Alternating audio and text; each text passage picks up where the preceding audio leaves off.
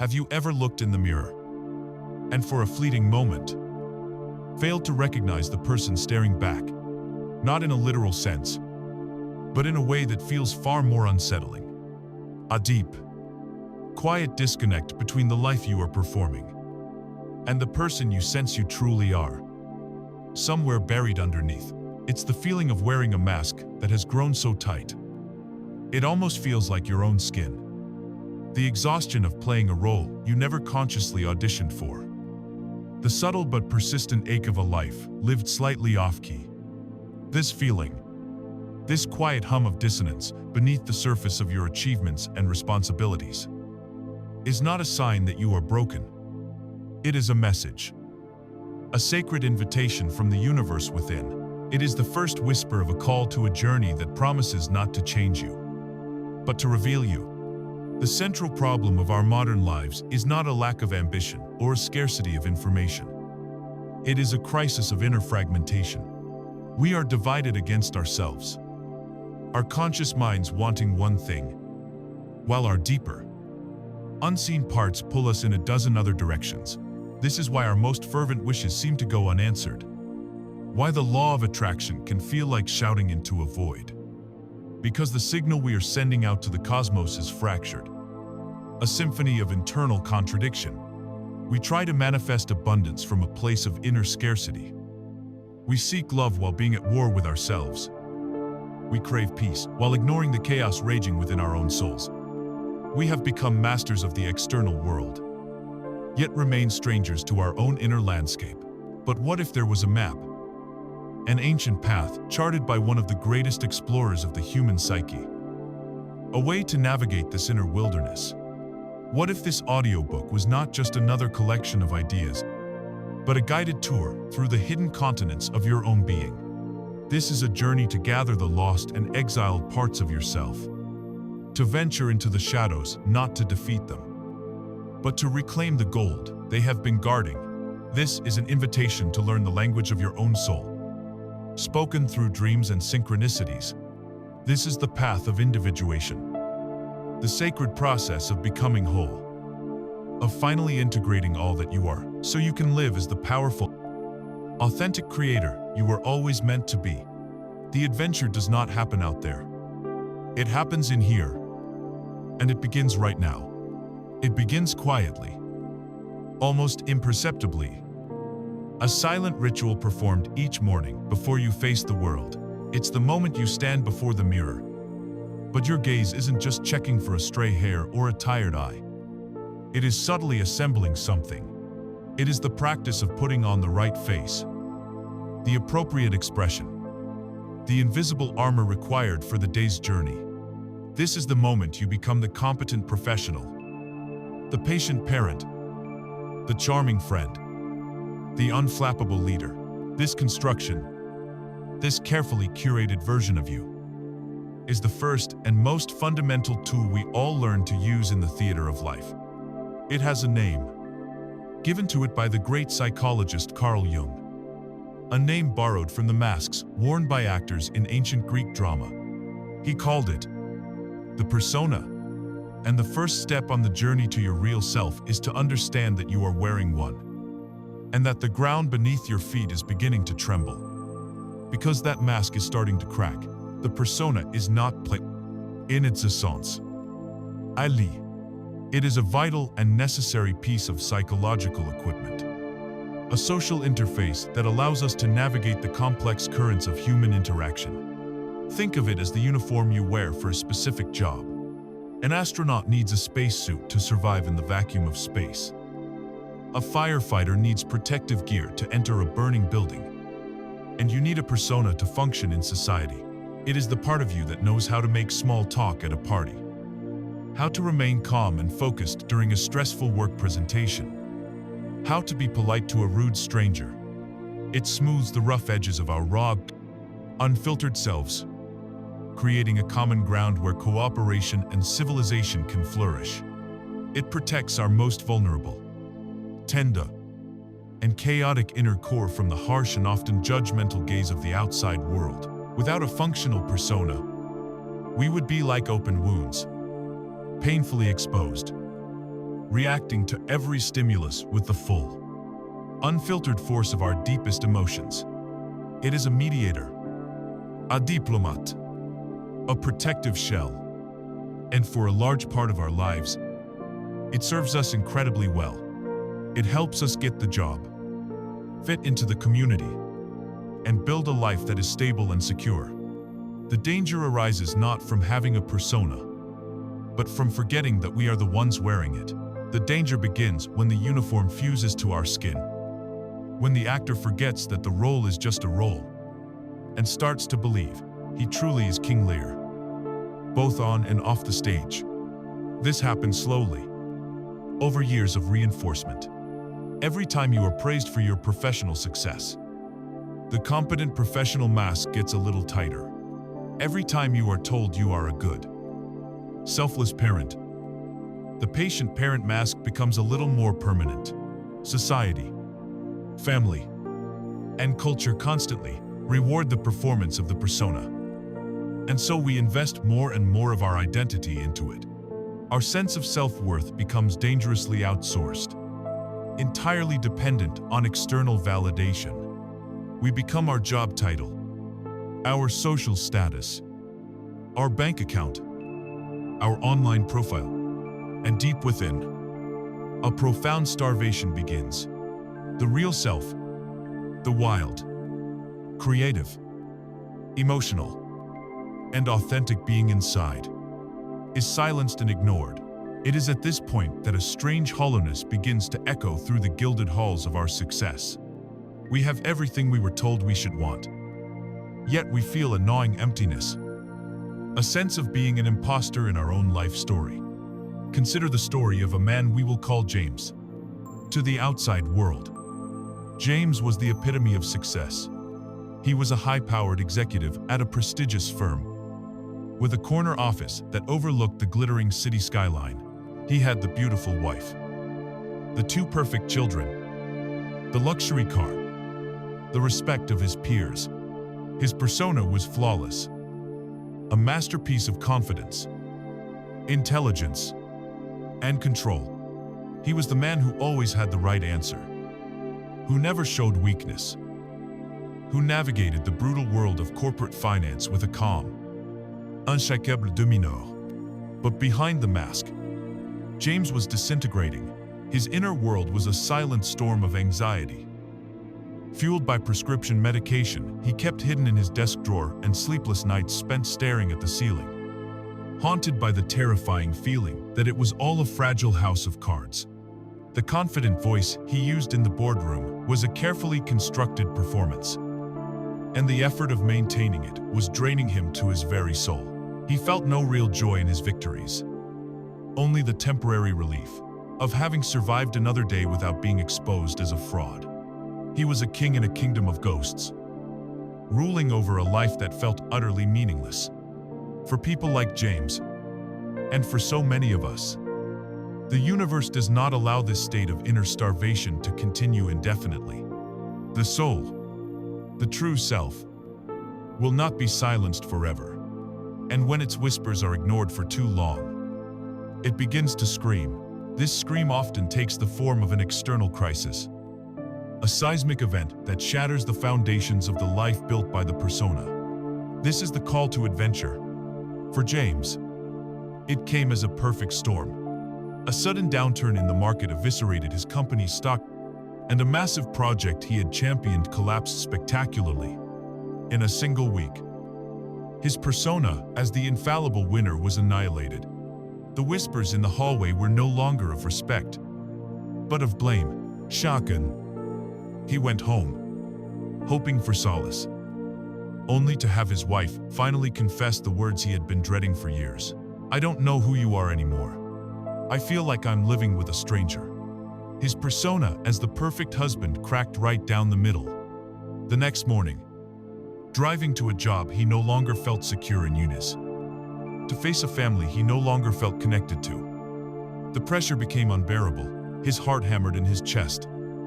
The world swam before his eyes, and he had to pull his car over to the side of the road, gasping for breath, completely and utterly broken. This moment of collapse This complete shattering of the mask feels like death, and in a very real sense, it is. It is the death of an illusion. It is the death of the false self we have mistaken for the real thing. But from a deeper perspective, the perspective of the soul, this breakdown is a rescue mission. It is a violent, beautiful, and necessary act of cosmic grace. The pain is not a punishment. It is a symptom of healing. It is the life force itself, breaking through the suffocating shell of the persona that had become a prison. This is the law of attraction in its truest, most profound form. James's soul, starving for authenticity, had attracted the very crisis needed to force him to abandon the false life he was living. The universe had not abandoned him. It had intervened, creating a sacred disaster to knock him off a path that was leading to spiritual death. This is the call to adventure. The moment from mythology and legend where the hero is forced out of his ordinary, comfortable world and thrust into the unknown. The old map is useless. The old identity is in ruins. He is standing at the precipice, the wreckage of his persona at his feet, facing the terrifying, uncharted wilderness of his own inner world. He can either desperately try to glue the broken pieces of the mask back together, or he can answer the call, and for the first time in his life, is begin the real journey. But before we follow him into that wilderness, we must first look more closely at the very thing that has just shattered. What exactly is this mask we all wear? How did we build it? And why is letting it go the first essential step toward becoming who we were always meant to be? As the great playwright once wrote, all the world's a stage, and all the men and women merely players. They have their exits and their entrances, and one man in his time plays many parts. This is, perhaps, the most profound and simple description of the persona ever uttered. Bat Laguerre.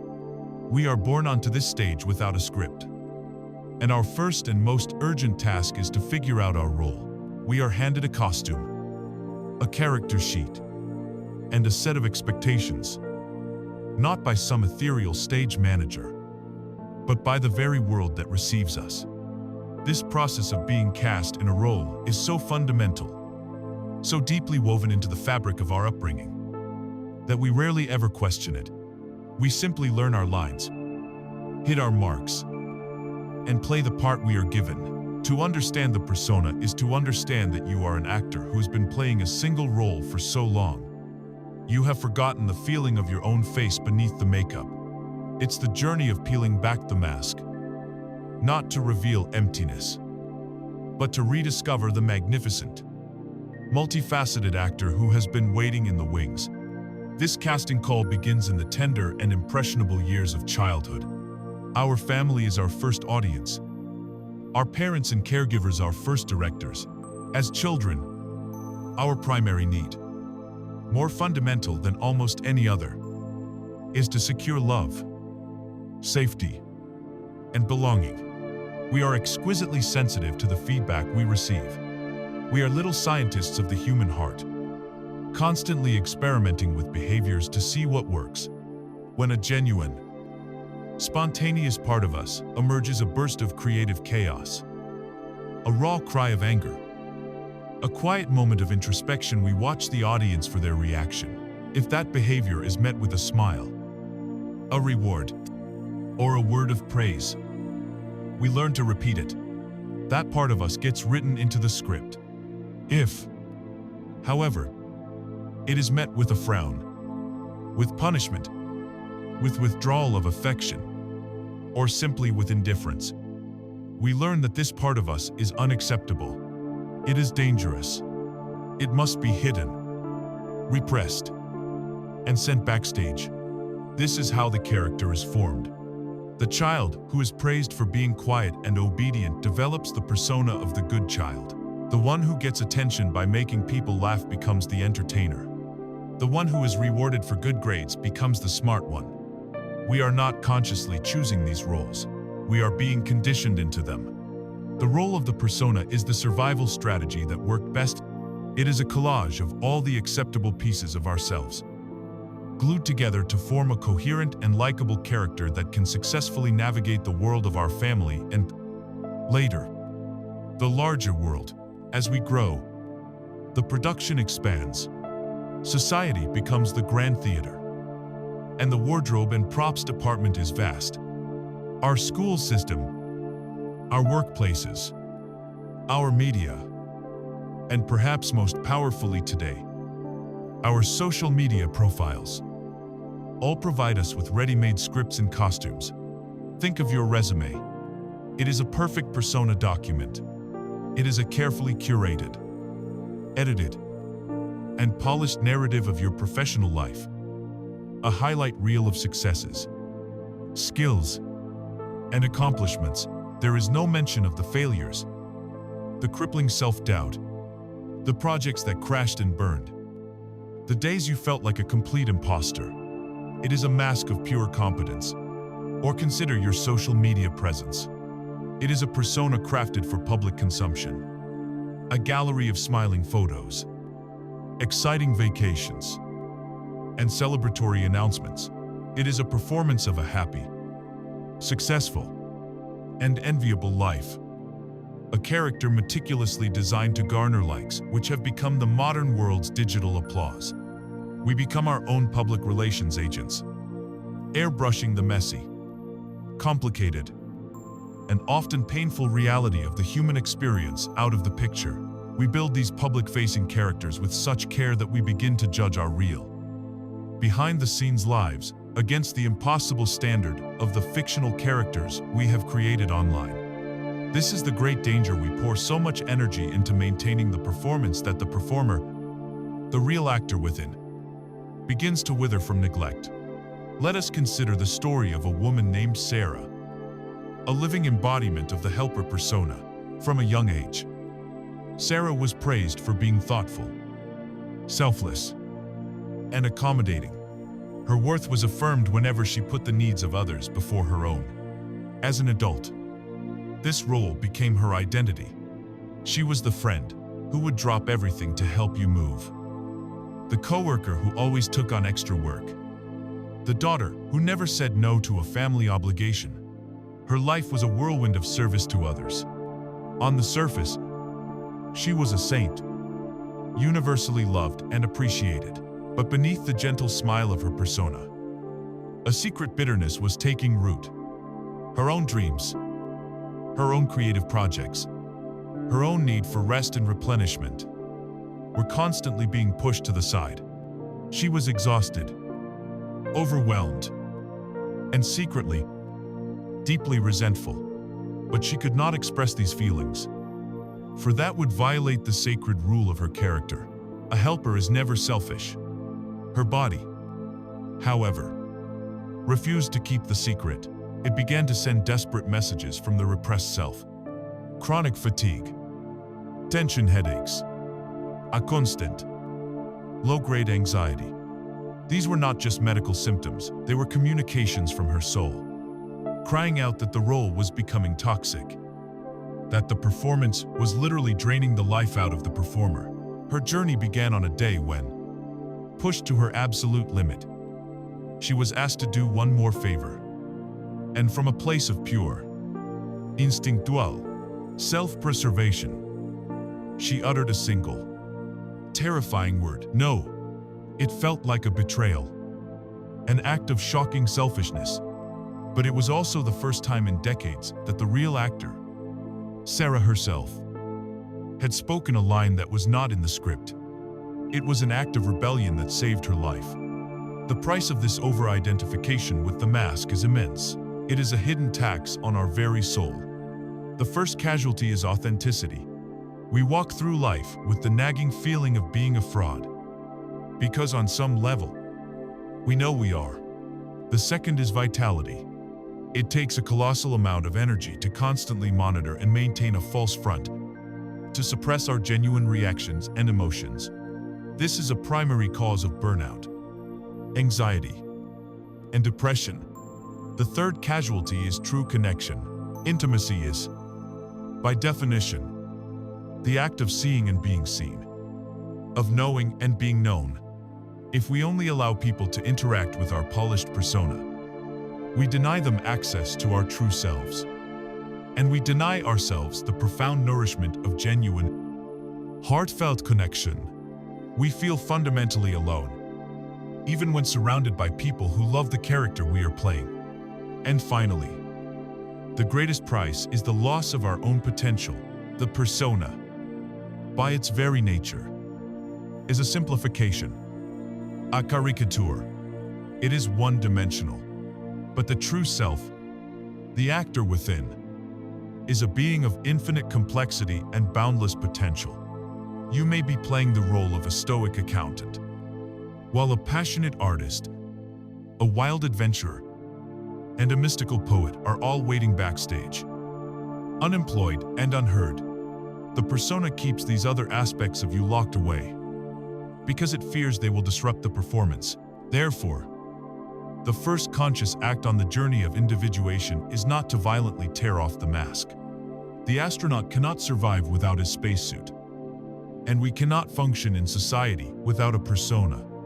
The goal is not destruction, but désidentification. It is the subtle, internal act of creating space between the observer and the observed.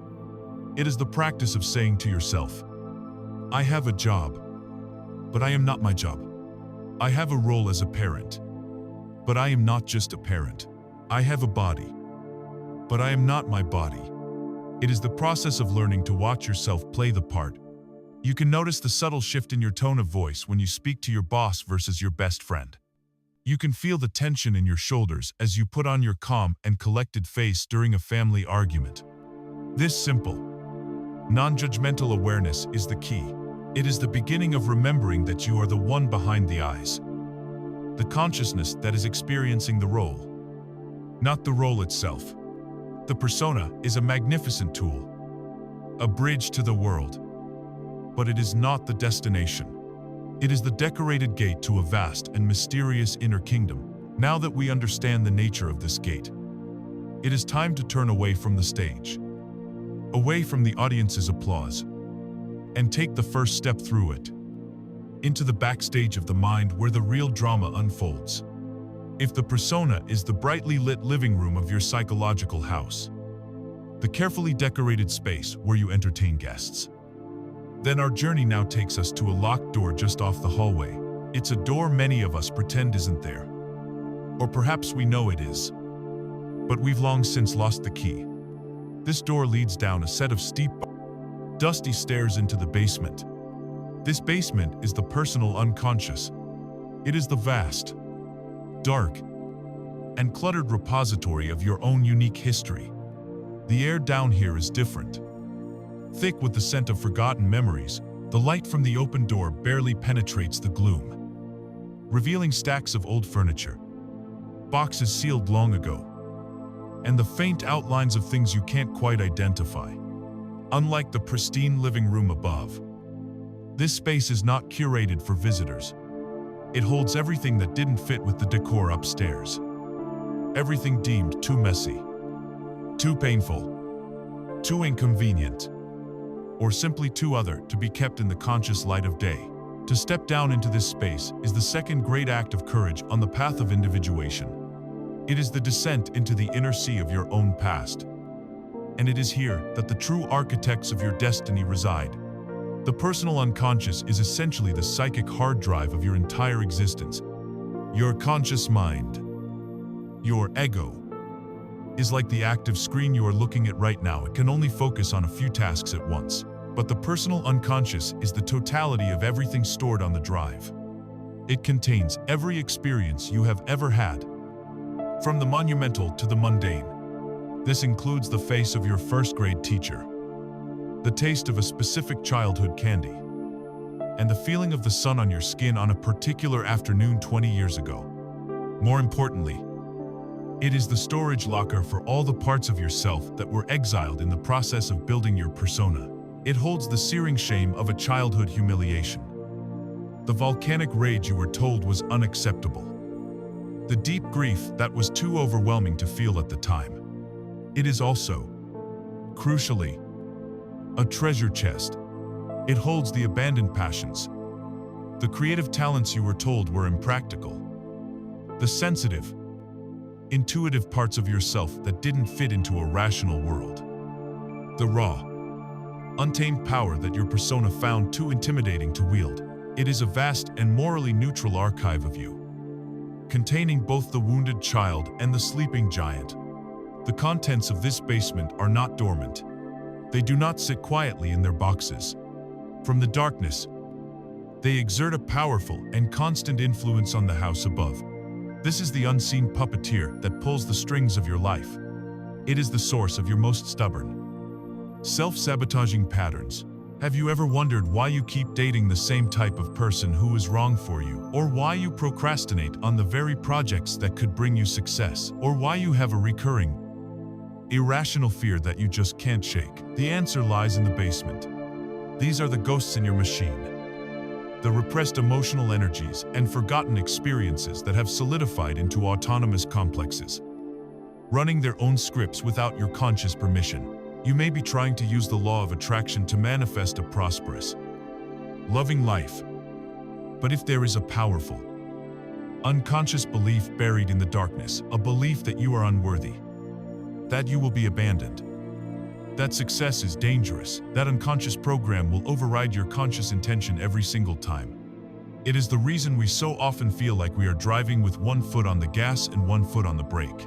The conscious mind is pushing forward, but the personal unconscious is pulling back, trying to protect you from a threat it perceived long ago and has never forgotten. This hidden world, however, is not silent. It is constantly trying to communicate, constantly sending messages up from the deep. These are the first, authentic messages from the universe we receive. Not from some distant star, but from the universe within. The most common language it uses is the language of dreams. A dream is a postcard from the unconscious, a symbolic story told every night that reveals its concerns, its desire, and its perspective on your life. An anxiety dream about being unprepared for an exam might not be about school, but a message about feeling unprepared for a challenge in your waking life. A beautiful dream of flying could be the unconscious expressing a deep longing for freedom. Another channel of communication is the infamous slip of the tongue, where you accidentally say what you are actually thinking or feeling. A momentary leak from the pressurized container of the unconscious. It speaks through your body, as a sudden knot in your stomach when you meet a new person. That gut feeling, that intuition, which is your unconscious mind processing millions of data points and delivering a holistic verdict. And it speaks through your moods. Those seemingly random waves of sadness or anger that wash over you for no apparent reason. These are not random at all. They are emotional transmissions from a part of you that has been triggered, a memory that has been stirred in the depths of the inner sea. Let us imagine a man named Mark, the subject of our story from the outline. Mark has a crippling, lifelong phobia of deep water. Consciously, it makes no sense. He is a strong, rational man, but the mere thought of a dark lake or the open ocean fills him with a primal terror that paralyzes him. It has limited his life, causing him to avoid vacations and experiences his family longs for. He simply calls it his thing and tries to live around it. On his journey of self-exploration, he begins to pay attention to these inner signals. He starts writing down his dreams. He sits in quiet meditation and allows his feelings to surface without judgment. One day, while journaling about his fear, a strange, fragmented image flashes in his mind. A child's red beach ball floating just out of reach. With the image comes a faint echo of a feeling cold, panic, a sense of being upside down. He stays with the feeling, and slowly, like a photograph developing in a dark room, the memory emerges from the depths of his personal unconscious. He is 3 years old. At a crowded community pool, he sees his red ball drift into the deep end, and he toddles after it. He remembers the shock of the cold water, the terrifying silence as he slipped under, the burning in his lungs, and then the chaos as his mother pulled him out. her face a mask of fear. The event was so traumatic for his young mind that it was immediately repressed, locked away in the basement for his own protection. But the emotion, the raw terror, was never processed. It became a free-floating complex, a ghost that haunted him for decades, attaching itself to any body of deep water. The moment Mark remembers, the moment he brings that forgotten story into the light of consciousness, he is not magically cured, but he is liberated. The enemy now has a face and a name. He can now grieve for the terrified little boy he once was, and begin to heal the wound at its source. Rather than just fighting the symptom, to engage with the personal unconscious is to become an archaeologist of your own soul. It requires patience, gentleness, and immense curiosity. You must be willing to get your hands dirty, to sift through the dust and debris of your own past, not with the harsh judgment of a critic, but with the loving compassion of a restorer. Every forgotten memory, every painful emotion, every exiled part of you is a precious artifact. It is a piece of your story, the true work of personal development. The deep work that makes lasting change possible is not about plastering positive affirmations over the cracks in the foundation. It is about having the courage to descend into the basement, to inspect the foundation itself, to see what is broken, what has been neglected, and to begin the slow, sacred work of repair. This journey into the personal depths is essential, but as you explore this territory, you will inevitably encounter a powerful and ubiquitous figure. It is the guardian of many of these repressed secrets, a being made from all the qualities you have disowned in yourself. It is your own personal monster, your long-lost twin, your constant companion. It is time to meet your shadow. As we stand at the threshold of the personal unconscious, we become aware of a presence that has been with us all along, a constant companion that walks in our footsteps, yet we refuse to acknowledge it. It is your psychological shadow. Picture yourself standing in the brightest possible sunlight, perhaps the dazzling glare of your own success, your perfect persona. The brighter the light you cast, the darker, sharper, and more defined the shadow you throw upon the ground becomes. You cannot run from it. You cannot wish it away. It is an inseparable part of you, a silent, dark twin born in the very same moment as your conscious ego, but condemned to live in the exile of the unconscious.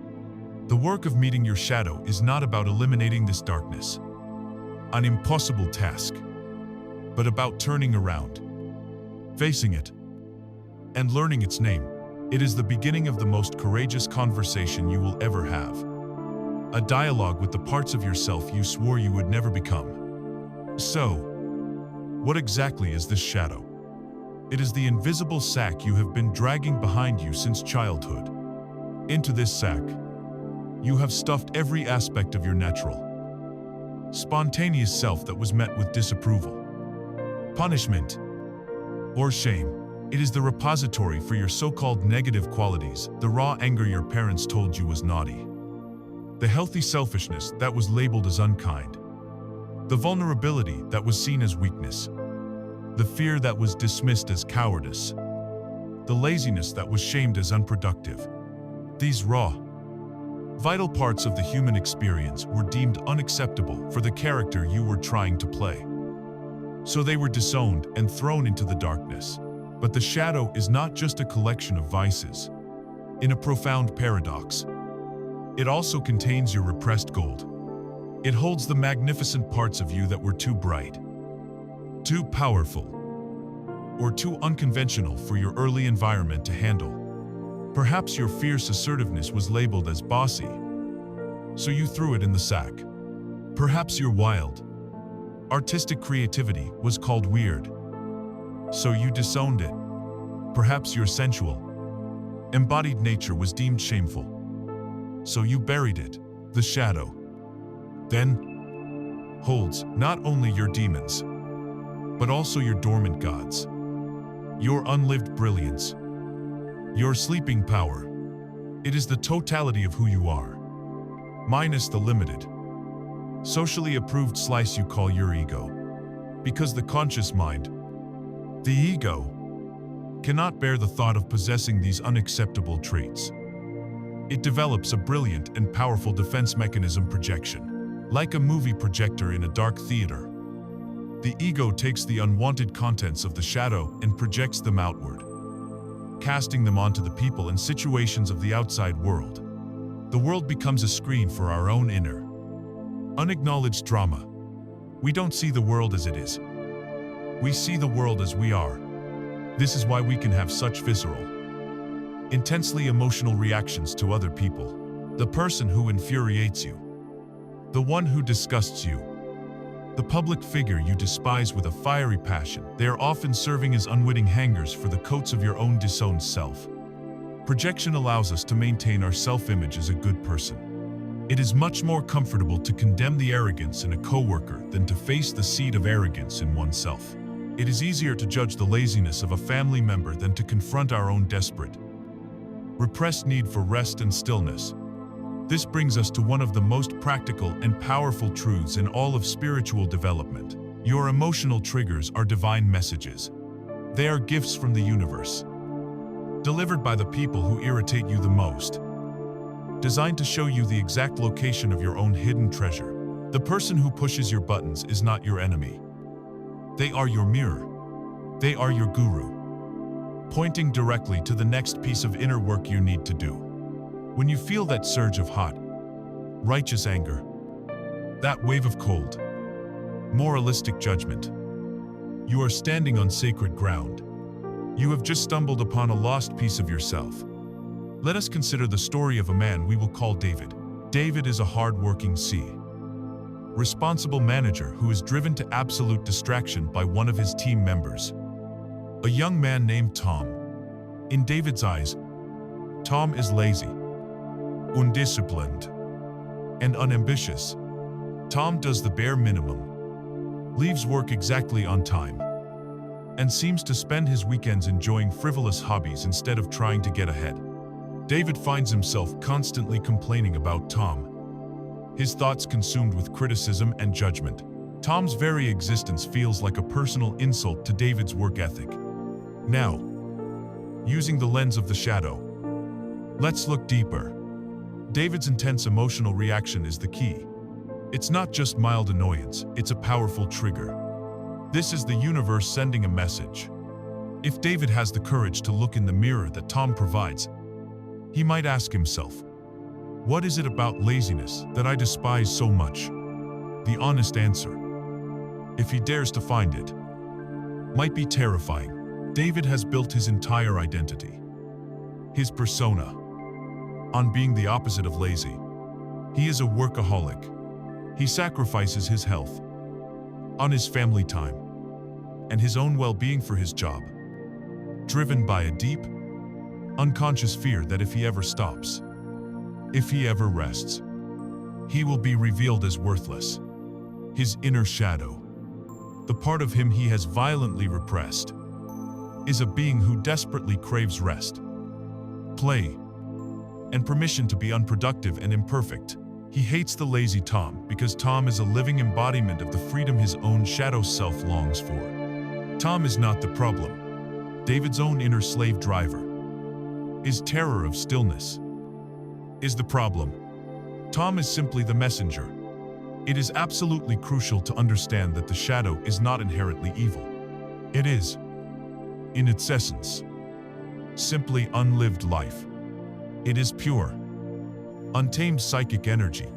When this energy is repressed, ignored, and starved of conscious recognition, it doesn't disappear, it turns sour, toxic, and demonic.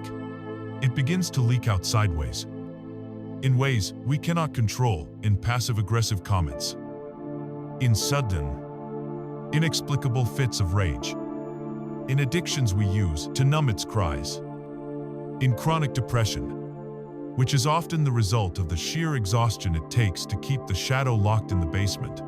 However, when we turn to face the shadow, when we bring the light of our conscious attention to it, A miracle of psychological alchemy occurs. The energy that was once destructive can be integrated and transformed into a powerful asset. The repressed anger, once acknowledged, can become the fuel for setting healthy boundaries and fighting for justice. The repressed selfishness can become the wisdom of self-care and honoring one's own needs. The repressed fear can become the gift of prudence and wise caution. The shadow's energy is like nuclear power left contained and unstable. It can cause a meltdown, but when harnessed consciously, it can light up an entire city. This work of recognizing our projections and facing our shadow is the most essential, and often the most difficult, part of the human journey. It is the narrow gate through which we must all pass to reach a state of wholeness. It requires us to abandon the comfort of our own righteousness and to take responsibility for the darkness we see in the world, recognizing its echo within our own hearts.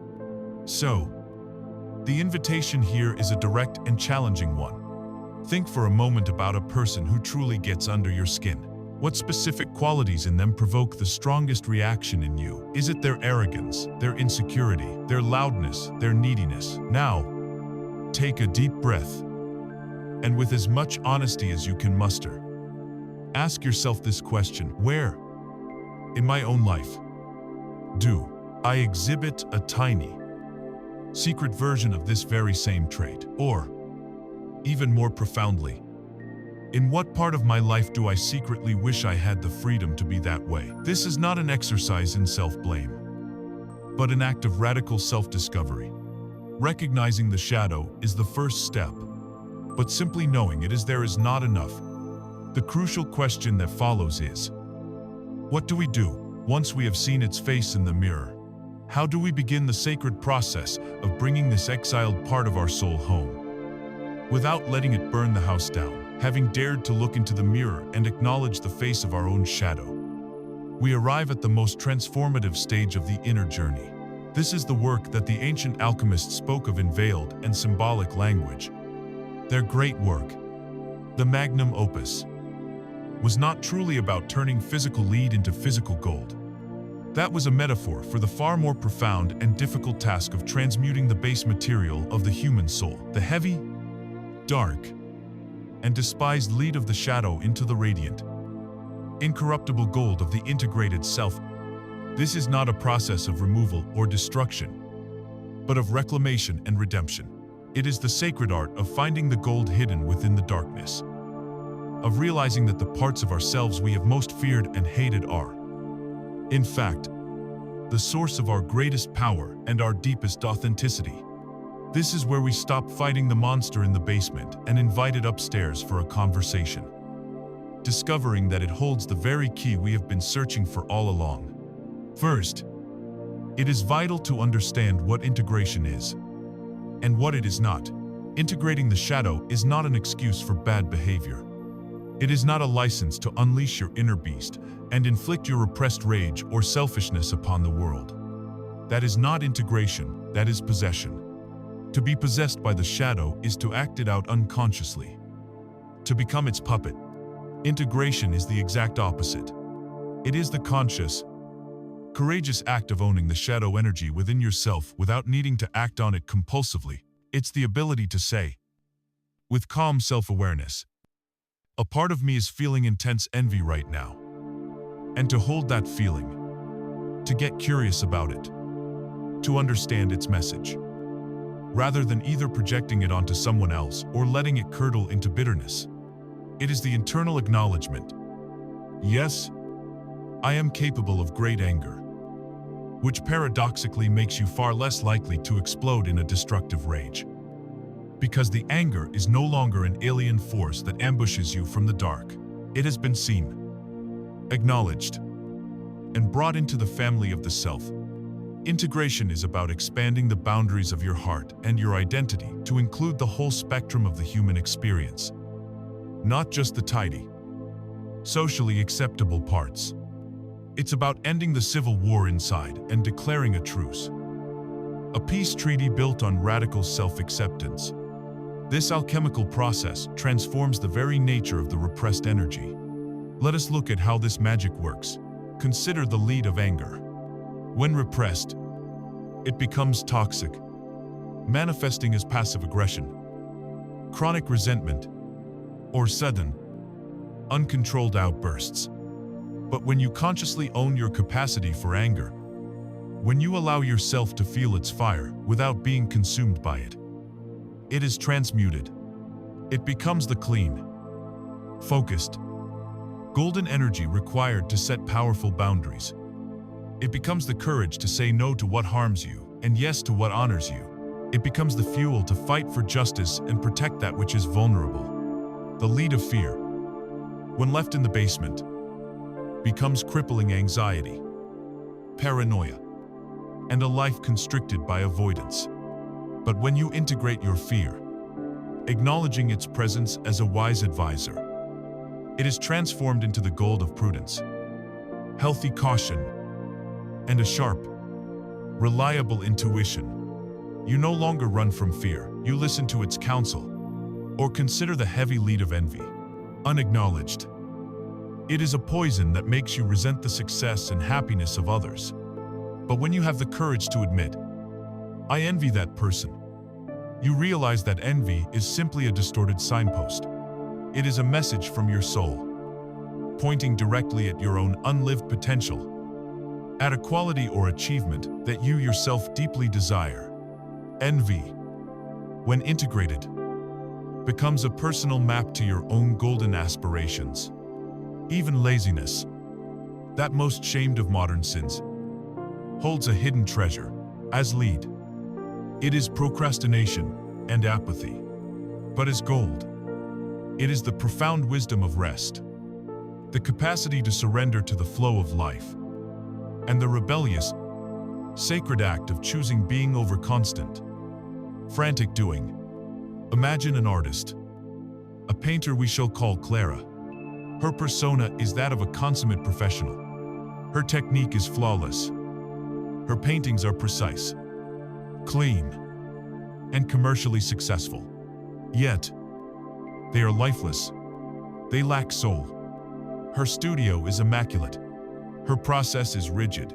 She is terrified of making a mistake. In her shadow, in the bag she has dragged behind her for years, is her chaos, her messiness, her raw, untamed passion, and her deep fear of failure. One day, in a fit of immense frustration with her own sterile perfection, she takes a brush loaded with black paint and slashes it across a nearly finished canvas, intending to destroy it. It is an act of rebellion, an impulse from her shadow, but as she stares at the ruin, she sees something she hasn't seen in her work for years: energy, life, an authentic emotion. This becomes her turning point, tentatively at first, and then with growing abandon. She invites her shadow into the studio. She allows for mess. She lets go of control. She paints with her hands. She cries and laughs as she works, letting the raw emotions she has repressed for so long flow onto the canvas. Her work is transformed. It becomes chaotic, rough, deeply personal, and powerfully magnetic. Critics who once called her work competent now call it visionary. Clara finds her true artistic voice, her gold, not by becoming a more perfect painter, but by having the courage to integrate the messy, imperfect, unprofessional parts of herself she had so long denied. This journey into wholeness has a profound and direct impact on our ability to create our reality, to work with the so-called law of attraction. The popular, superficial version of this law is fundamentally flawed because it encourages a war with the shadow. It tells you to ignore your negative feelings, to plaster over your grief with affirmations, to pretend you are not afraid. This is like trying to hold a beach ball underwater. It takes enormous, constant effort, and eventually, that repressed energy will burst to the surface with uncontrolled force. This inner conflict sends a chaotic, contradictory signal out into the universe. You cannot attract authentic abundance while a part of you unconsciously feels unworthy of it. You cannot attract true love while a part of you is secretly terrified of intimacy. True magnetic power does not come from positivity alone, it comes from coherence. It comes from wholeness. When you do the work of integrating your shadow, you stop wasting monumental amounts of life force holding down the beach ball, all that liberated energy. The energy of your reclaimed anger, fear, and passion becomes available to you for conscious creation. You are no longer divided. Your energetic signature becomes clear, grounded, and resonant. You begin to attract people and experiences that match your whole, authentic self, not just your shiny, curated persona. You become a powerful creator of your reality because you have finally become real yourself.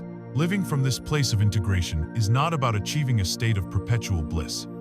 It is about becoming solid, grounded, and deeply human. It is the quiet confidence that comes from no longer being afraid of your own inner world.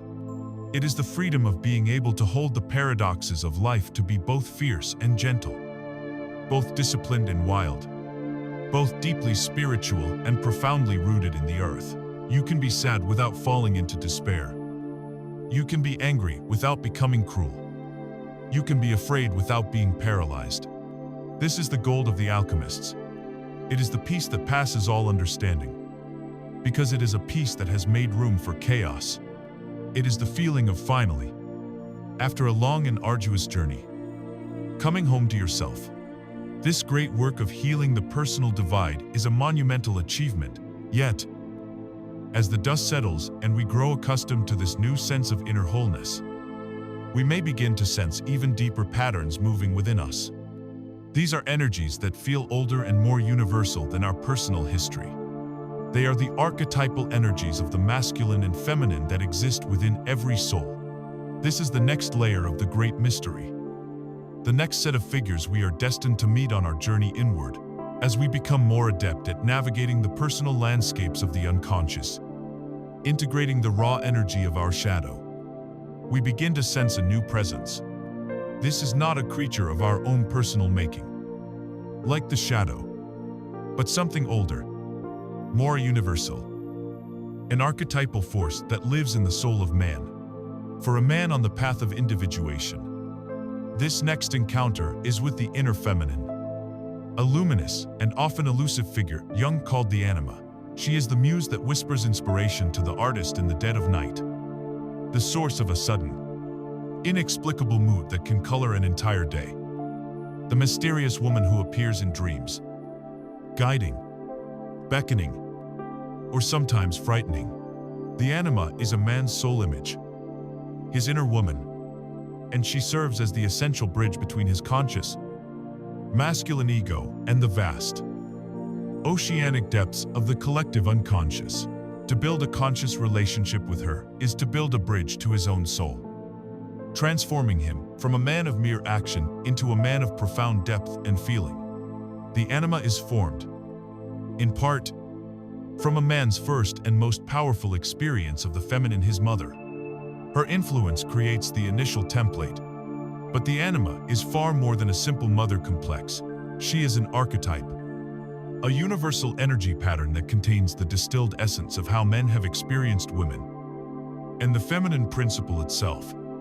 Throughout all of history, she is Eve, the primal, earthy woman of connection and temptation. She is Helen of Troy, the impossibly beautiful object of romantic projection and aesthetic desire. She is Mary, the spiritual mother of compassion and unconditional love. And she is Sophia, the goddess of wisdom, the divine guide to inner truth. Within the psyche of every man, these figures are layered, creating a unique and complex inner feminine counterpart.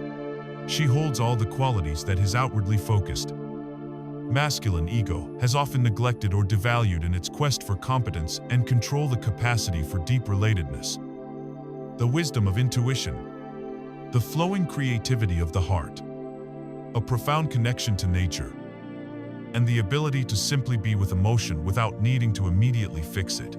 For most of a man's life, especially in a culture that prizes stoicism and represses male emotion, the anima remains largely unconscious. And when she is unconscious, she is projected. A man does not experience her as an inner reality, but as an outer one, casting her image onto the real women in his life. This is the psychological mechanism behind the overwhelming, intoxicating experience of love at first sight. A man sees a woman across a crowded room, and something in him is thunderstruck. He feels he knows her, that she is the one he has been searching for his entire life. In reality, he does not see her at all.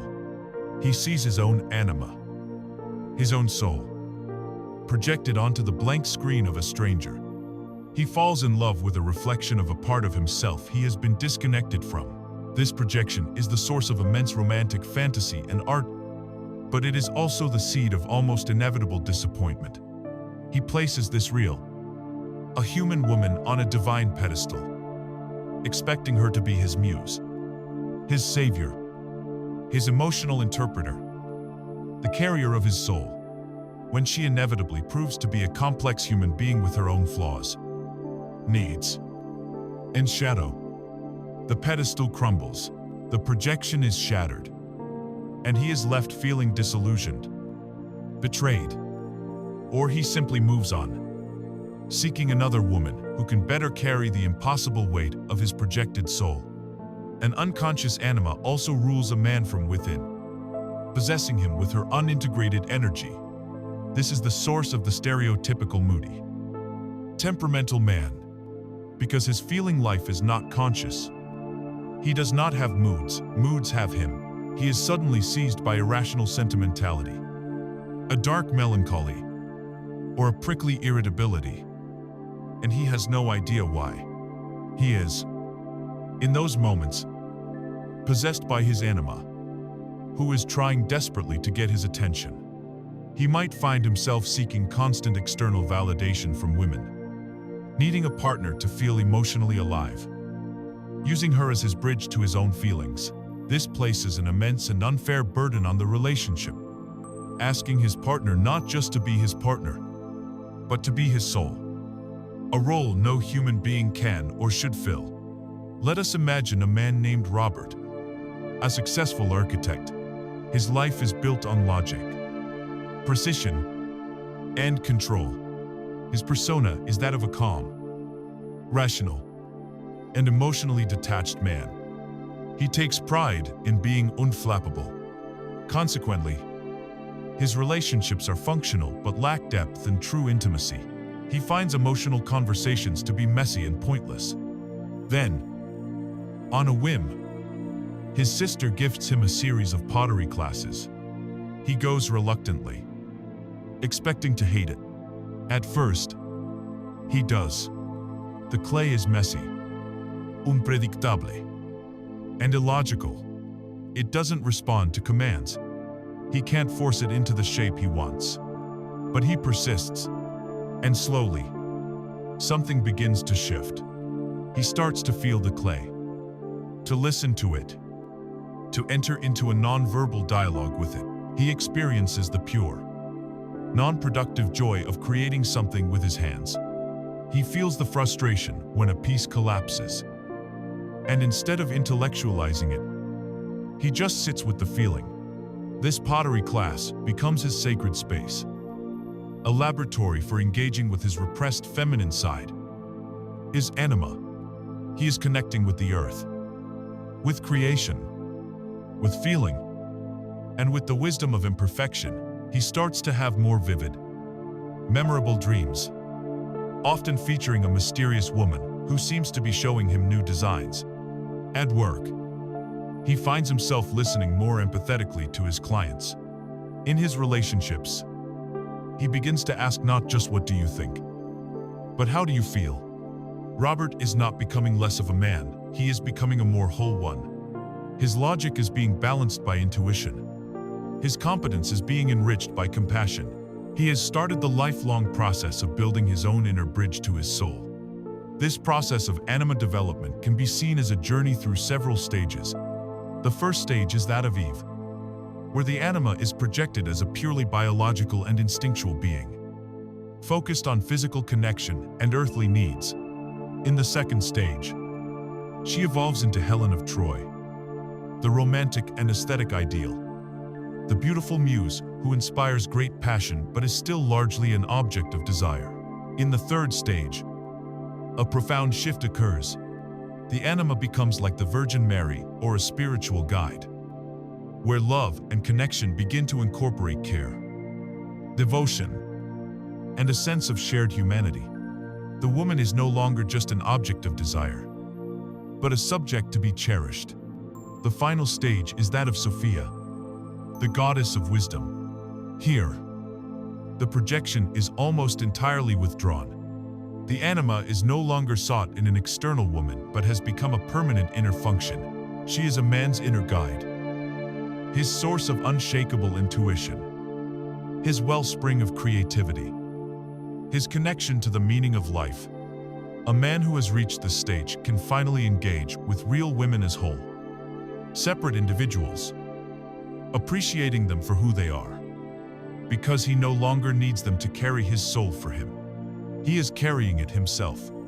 Cultivating a relationship with your anima is a subtle and deeply personal art. It begins by paying attention. Pay attention to the women who appear in your dreams. Do not dismiss them. Ask yourself, what does she represent? What is she trying to show me? Engage in creative pursuits that are not goal-oriented. Play music, paint, write poetry, garden activities that value process over product. Practice the art of conscious listening, especially with the women in your life, seeking to understand their emotional world rather than trying to solve their problems, and spend time in nature. For the rhythms of the earth, the cycles of the moon, and the untamed beauty of the wilderness are all physical manifestations of the great feminine principle. This inner work of honoring and integrating the feminine is a crucial step towards wholeness for a man. Yet, this dynamic of an inner, contrasexual figure is not exclusive to the male psyche. Just as a man carries the archetypal feminine within him, a woman carries a corresponding inner masculine, a powerful force that shapes her thoughts, her actions, and her connection to the world in an equally profound way. It is her inner spirit, her hidden logic, and her bridge to conscious action. It is a force known as the animus. Just as the psyche of a man contains a subtle, luminous inner feminine, the soul of a woman holds a powerful, structuring inner masculine. This archetypal force is known as the animus. He is the unseen spirit, the inner logos, the symbolic sword of truth and discernment that brings focus and clarity to the often flowing, cyclical, and relational nature of the feminine psyche. If the anima is the bridge to the world of soul, feeling, and image, the animus is the bridge to the world of spirit, thought, and decisive action. For a woman on the journey of individuation, cultivating a conscious relationship with her animus is the key to unlocking her own inner authority, transforming her creative visions into tangible reality, and bringing the full force of her wisdom into the world. He is the sacred counterpart to her feminine essence, and together, they make her whole. The animus, like the anima, is first shaped by a woman's primary experience of the masculine, typically her father, his way of thinking, his beliefs, and his manner of engaging with the world form the initial layer of this inner figure. But the animus is far more than a mere reflection of one's father. He is a collective archetype, a psychic structure that contains the distilled essence of the masculine principle as it has been experienced and imagined throughout human history. He is the powerful hero, full of courage and initiative. He is the wise king, who rules with justice and order. He is the philosopher, seeking truth through logic and reason. And he is the spiritual guide, who points the way to meaning. Within a woman's psyche, the animus represents her capacity for focused consciousness, logical reasoning, structured thought, courageous assertiveness, and the power to take an idea from the inner world of imagination and give it form and substance in the outer world. In a culture that has often discouraged women from developing and expressing these qualities, the animus can easily remain unconscious. And an unconscious animus does not empower a woman, it possesses her. One of the most common manifestations of a negative, unconscious animus is the tyrannical inner critic, instead of a supportive inner voice of reason. A woman is plagued by a hostile committee of disembodied opinions, often speaking with the harsh, judgmental tone of a critical father or a patriarchal society. That's a foolish idea. It will say, "You're not smart enough to do that. Who do you think you are?" These are not her own reasoned thoughts, they are the automatic, unexamined opinions of her animus. And they can paralyze her creativity and confidence. Another common symptom is a rigid, argumentative nature. A woman possessed by her animus does not have an opinion. The opinion has her.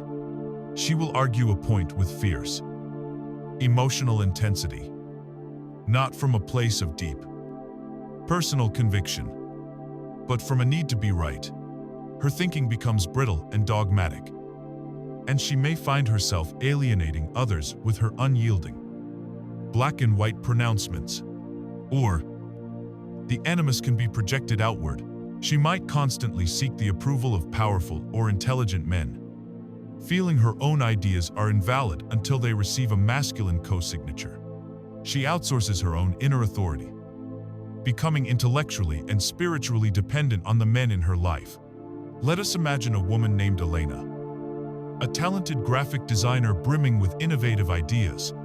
In the flowing, creative part of her work, she excels. But her inner world is ruled by a brutally critical animus. She constantly doubts her own intelligence and strategic thinking.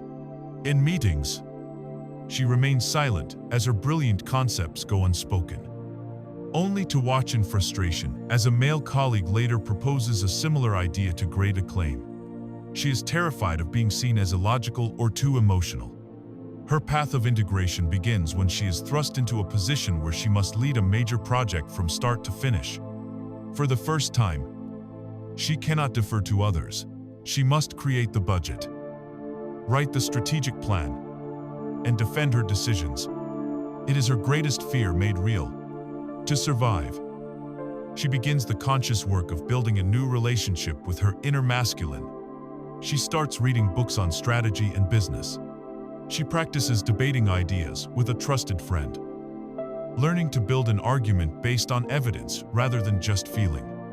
She forces herself to speak up in low-stakes meetings. Even if her voice shakes, she is not abandoning her feminine strengths of creativity and intuition. She is building the masculine vessel needed to contain them and give them effective form. The transformation is profound. Her brilliant ideas, once just swirling mists of potential, now have structure and a clear path to execution.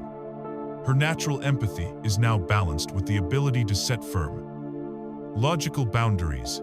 She does not become a man, she becomes a whole woman.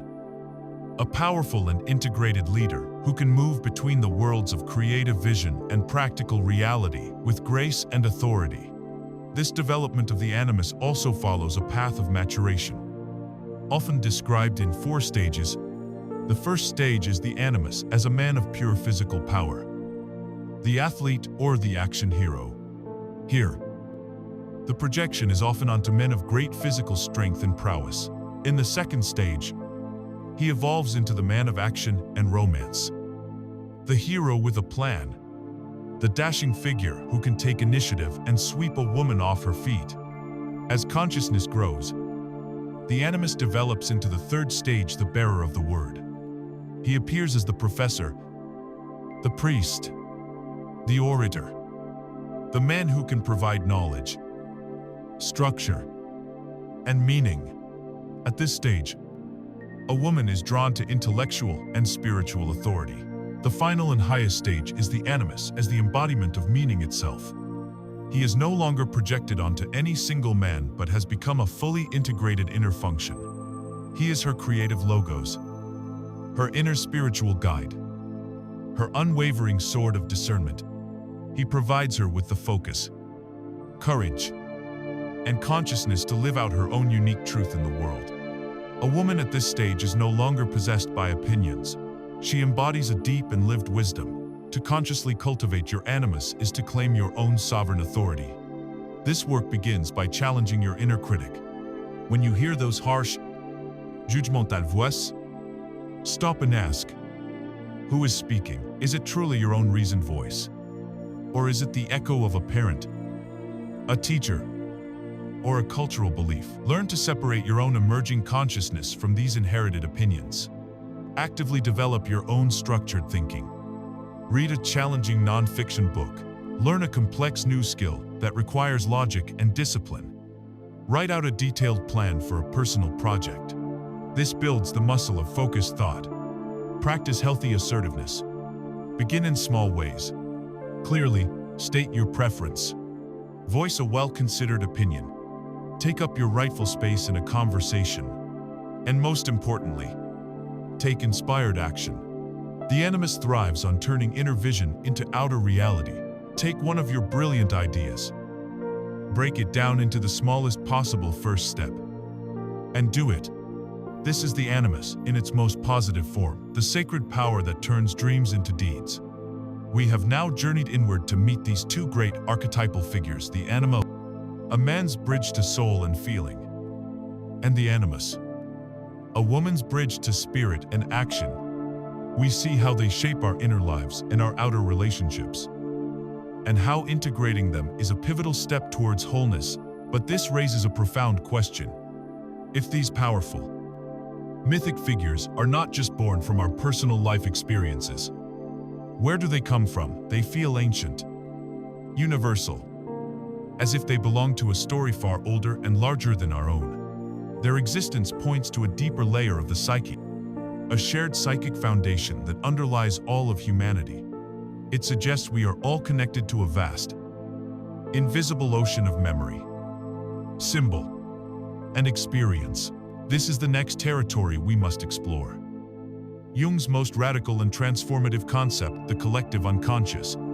Having journeyed through the personal history stored in the basement of the psyche, we arrive at a final door, one hidden in the very foundations of the house.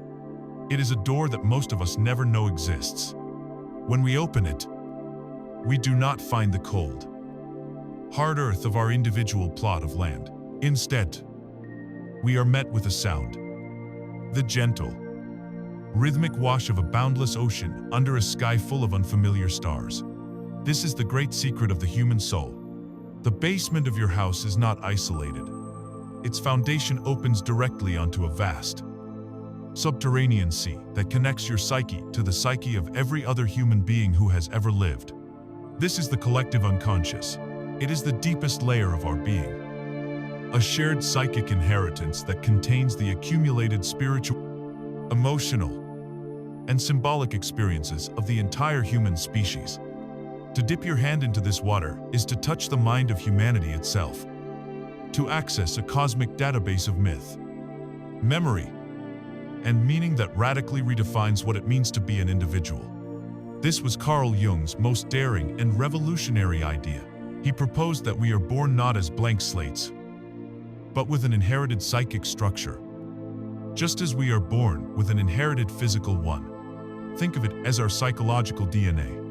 Our physical DNA contains the blueprint for the human body, the ancient instructions, honed over millions of years, that dictate we will have a heart, 2 lungs, and a brain with a particular structure.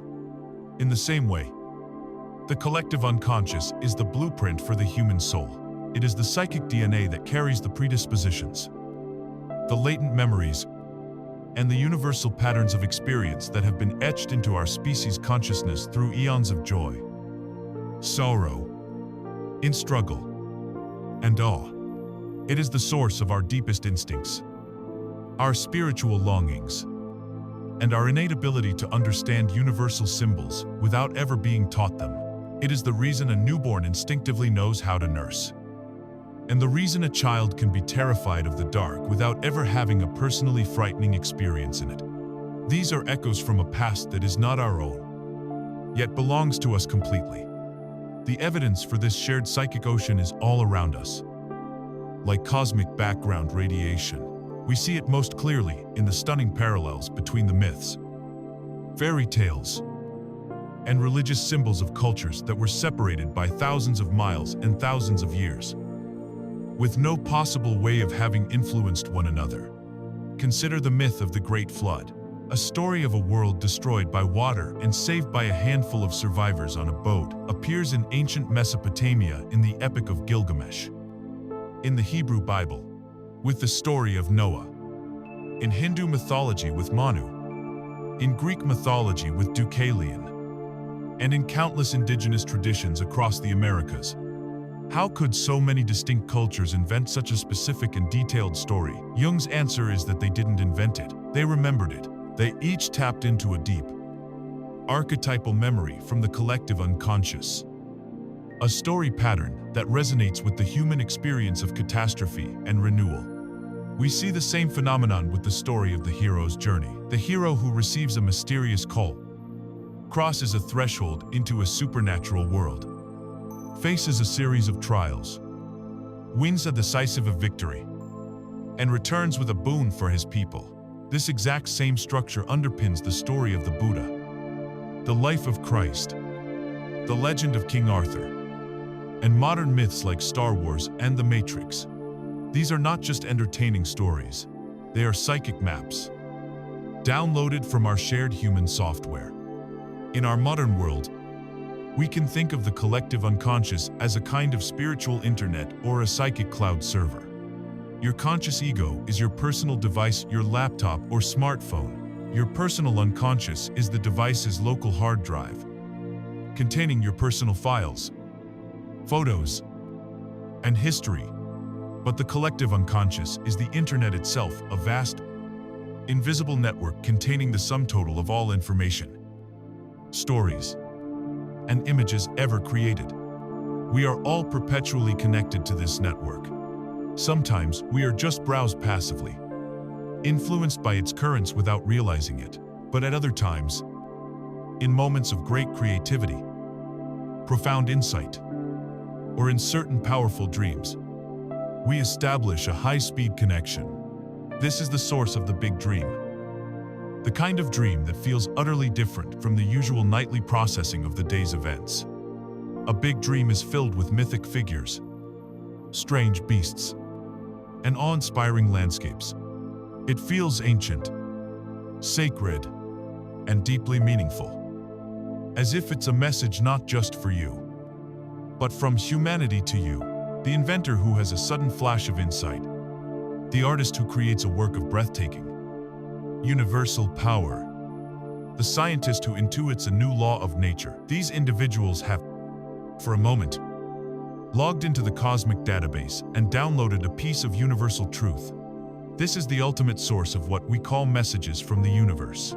While the personal unconscious sends us messages about our own repressed history, the collective unconscious sends messages about our place in the grand, a human story.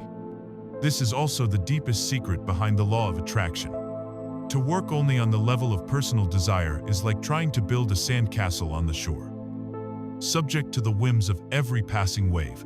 But to understand the deep, underlying currents of the collective unconscious, to align your personal intention with a great, archetypal wave of energy that is already moving through humanity, that is how you truly create profound change. It is the difference between paddling a canoe and raising the sails of a galleon to catch the trade winds of the cosmos. Understanding this connection to a shared psychic heritage is profoundly healing. First, it cures our sense of ultimate isolation. The specific details of your suffering may be unique, but the underlying pattern of your pain, the heartbreak, the betrayal, the fear of death, the longing for meaning is not just your story. It is the human story. Your personal drama is one small scene in a magnificent, epic play that has been running for millennia. Your tears are the same salt tears that have been shed by your ancestors. Your joy is the same joy that has echoed through the ages. You are not alone in your struggle. You are a participant in the great, unfolding mystery of what it means to be human. Secondly, The collective unconscious provides us with an infinite source of wisdom and guidance when we are lost in our own lives, feeling that our problems are unprecedented and unsolvable. We can look to the great myths and fairy tales of the world. They are the case files of the human soul, a record of every problem, every monster, and every dark forest a human being has ever had to navigate. And they contain the keys to how the journey can be successfully completed. This vast ocean of shared memory, this spiritual internet, is not a formless, chaotic soup. It has a structure. It is organized around dominant, recurring patterns of energy, primal forces that act like powerful magnets, shaping our experiences and our understanding of the world. These fundamental building blocks of the collective psyche, these constellations in our inner firmament, are the source of all the great myths, symbols, and religious ideas. They are the universal operating system for the human soul. These primal blueprints have a name, and they are the next great subject of our exploration. They are the archetypes. As we float in the vast, starlit ocean of the collective unconscious, we begin to notice that this psychic sea is not a featureless expanse. It has currents, depths, and great, powerful constellations that glitter in its depths. These structuring patterns, these primordial images and energy signatures, are the archetypes. They are the universal blueprints of the human soul. An archetype is not a specific, inherited memory, like the face of your great-grandmother. Rather, it is an inherited, empty riverbed, a pre-existing potential that is carved into our psychic landscape. Life experience is the water that flows into these riverbeds, giving them specific, personal content, but the shape of the riverbed itself is universal and timeless. They are the source code of our spiritual operating system, the fundamental characters in the epic drama of human consciousness. The anima and animus are two of these great archetypes, but there are countless others, and to understand them is to understand the mythic roles you are destined to play on the stage of your own life. Among the most important of these roles are the ones that define the great journey of personal transformation, the journey of individuation itself. The central character in this story, the archetype that is activated whenever we are called to leave our comfort zone and grow, is the hero. The hero archetype slumbers within every one of us, waiting for the call to adventure. This call rarely comes as a literal trumpet blast. It comes as the quiet but persistent feeling of dissatisfaction with an ordinary, unlived life. It comes as a painful crisis, a heartbreaking loss, or a bewildering failure that shatters our predictable world. This is the moment the hero within is awakened. The journey of the hero is the journey from a state of unconscious innocence or stagnation to a state of higher, hard-won consciousness. It involves crossing a threshold from the known world into the unknown, a realm fraught with tests, trials, and monsters. These monsters are not necessarily external beasts. More often, they are our own inner demons, our projections, and the terrifying face of our own shadow. The ultimate goal of the hero's journey is not to slay a dragon, but to confront a disowned part of oneself, integrate its power, and return to the ordinary world with a treasure, a boon, a new level of wisdom to share with the community. You know this story intimately, for it is the foundational structure of our most beloved myths and movies. Think of Luke Skywalker, the farm boy staring at the twin suns of his desolate planet, dreaming of a life of adventure. That is the hero in his ordinary world. The desperate holographic message from Princess Leia, carried by two droids, is the call to adventure. The Mos Eisley Cantina, that wretched hive of scum and villainy, is the threshold he must cross into a dangerous new world. The trials he faces in the Death Star, culminating in his confrontation with the ultimate shadow figure, Darth Vader, is the great ordeal, and his return as a Jedi Knight, able to use the Force for good, is the boon he brings back to the rebellion. Or think of Neo in The Matrix. The disillusioned office worker living a life that feels unreal. Morpheus's cryptic messages are the call. The choice between the red pill and the blue pill is the crossing of the threshold. His battles with Agent Smith and his struggle to accept his own power are his trials, and his final emergence as the one able to reshape reality is his ultimate treasure. These stories resonate so deeply because they are our story. They are a symbolic map of the journey your own soul is inviting you to take. You are Luke. You are Neo. And the monsters you must face are the limitations, fears, and illusions within your own mind. But the hero never makes this journey alone. For the hero archetype to be successfully activated, another great archetype must also appear: the sage. Also known as the wise old man or the wise old woman. The sage is the archetype of wisdom, meaning, knowledge, and guidance. It is the part of us that seeks truth, that understands the patterns of the universe, and that can offer a map for the journey.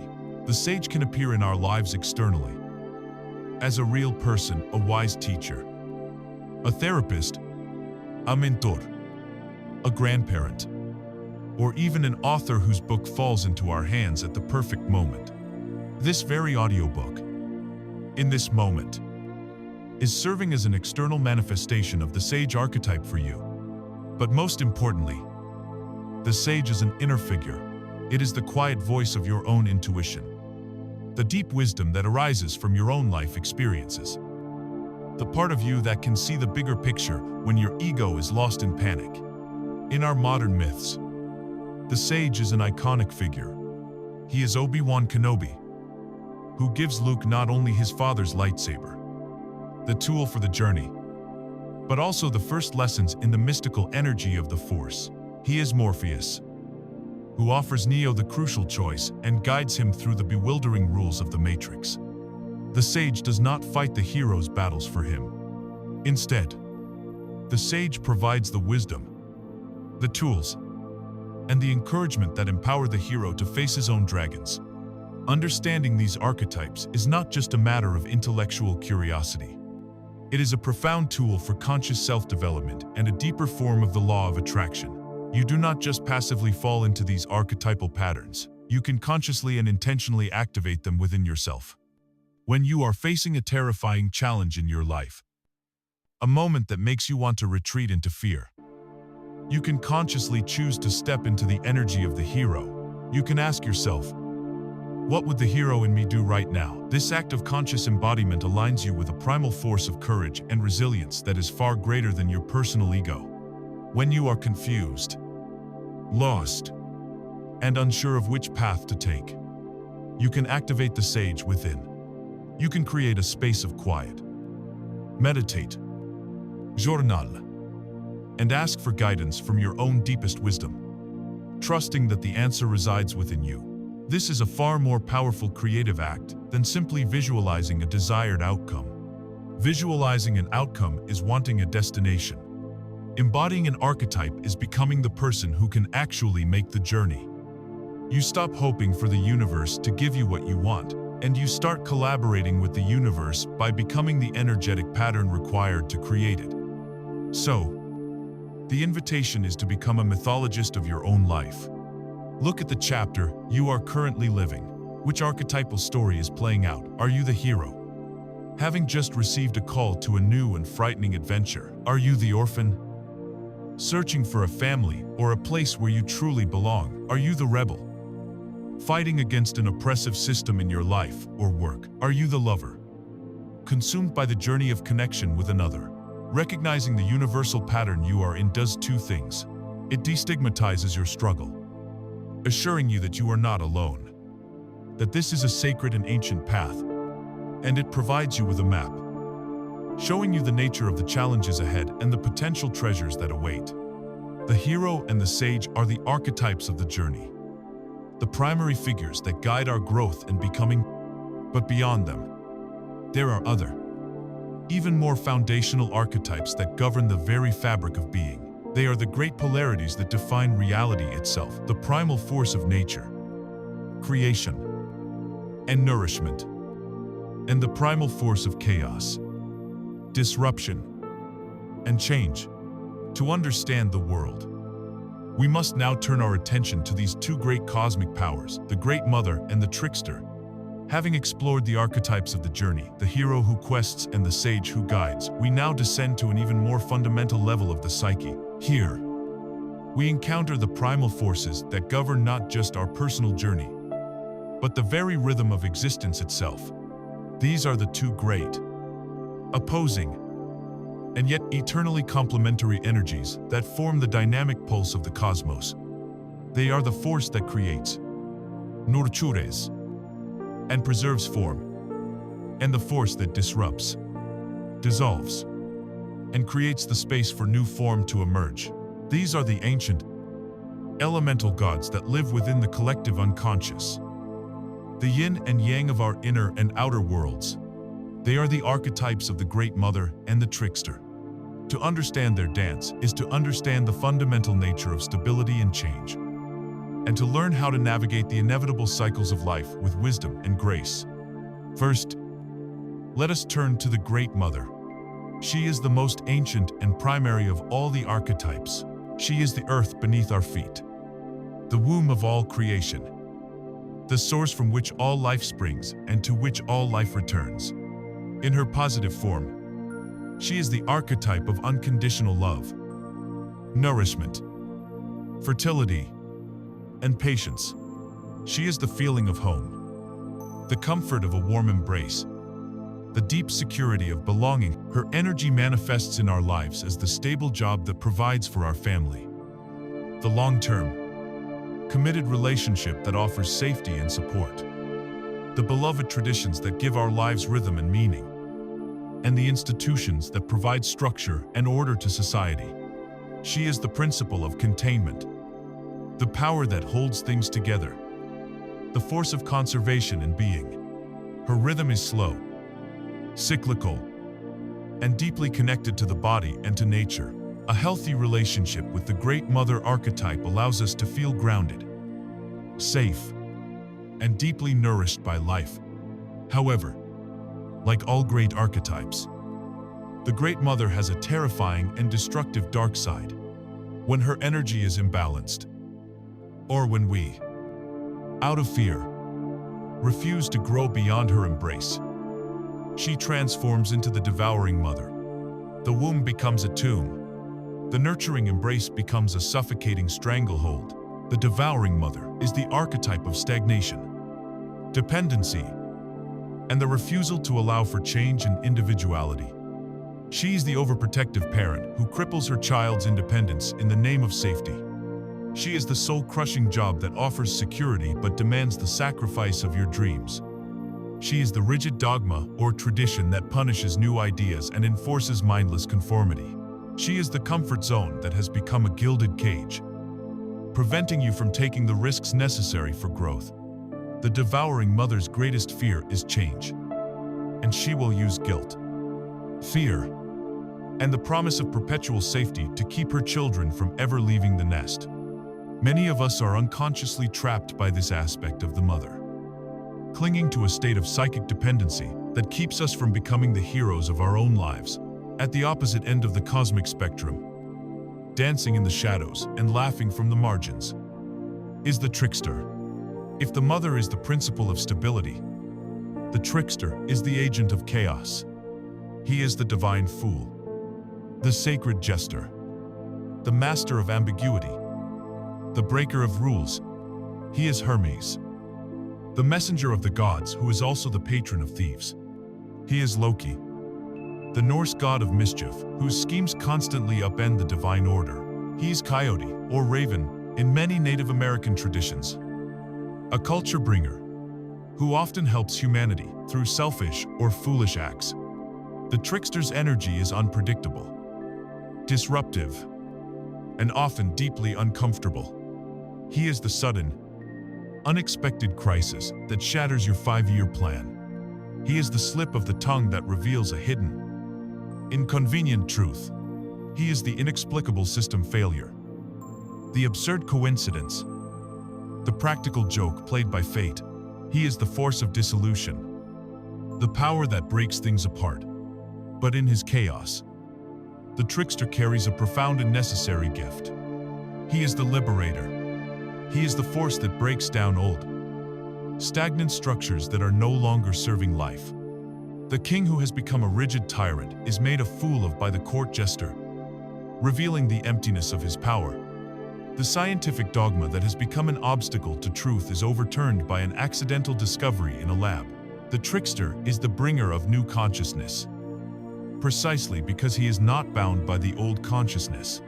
To understand this dynamic, consider the story of our modern world.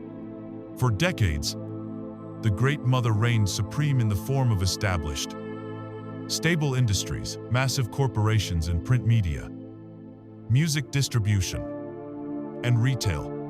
They were structured, predictable, and safe. Then, from the margins, a classic trickster emerged: the internet. It was chaotic, unregulated, anonymous, and profoundly disrespectful of all the old rules. It completely dissolved the foundations of those established industries, causing immense disruption, job loss, and confusion. It was a classic trickster attack on the established mother. But from that very chaos, the trickster brought an unimaginable gift. It brought a new world of instant global connection, of democratized information, of creative possibilities that have reshaped humanity. The trickster tore down the old world, but in doing so, created the space for a new one. Life itself is a constant, dynamic dance between these two great forces. Too much of the Great Mother's influence, and a culture or an individual life becomes stagnant, repressive, and deadened. Too much of the trickster's influence, and life dissolves into meaningless chaos, with no stable ground to stand on. Healthy, sustainable growth requires a rhythm that honors both. We build a stable structure, a home, a career, a relationship, the mother. We live within it. We are nourished by it. Then, inevitably, the trickster will appear. A crisis will hit. A new technology will emerge.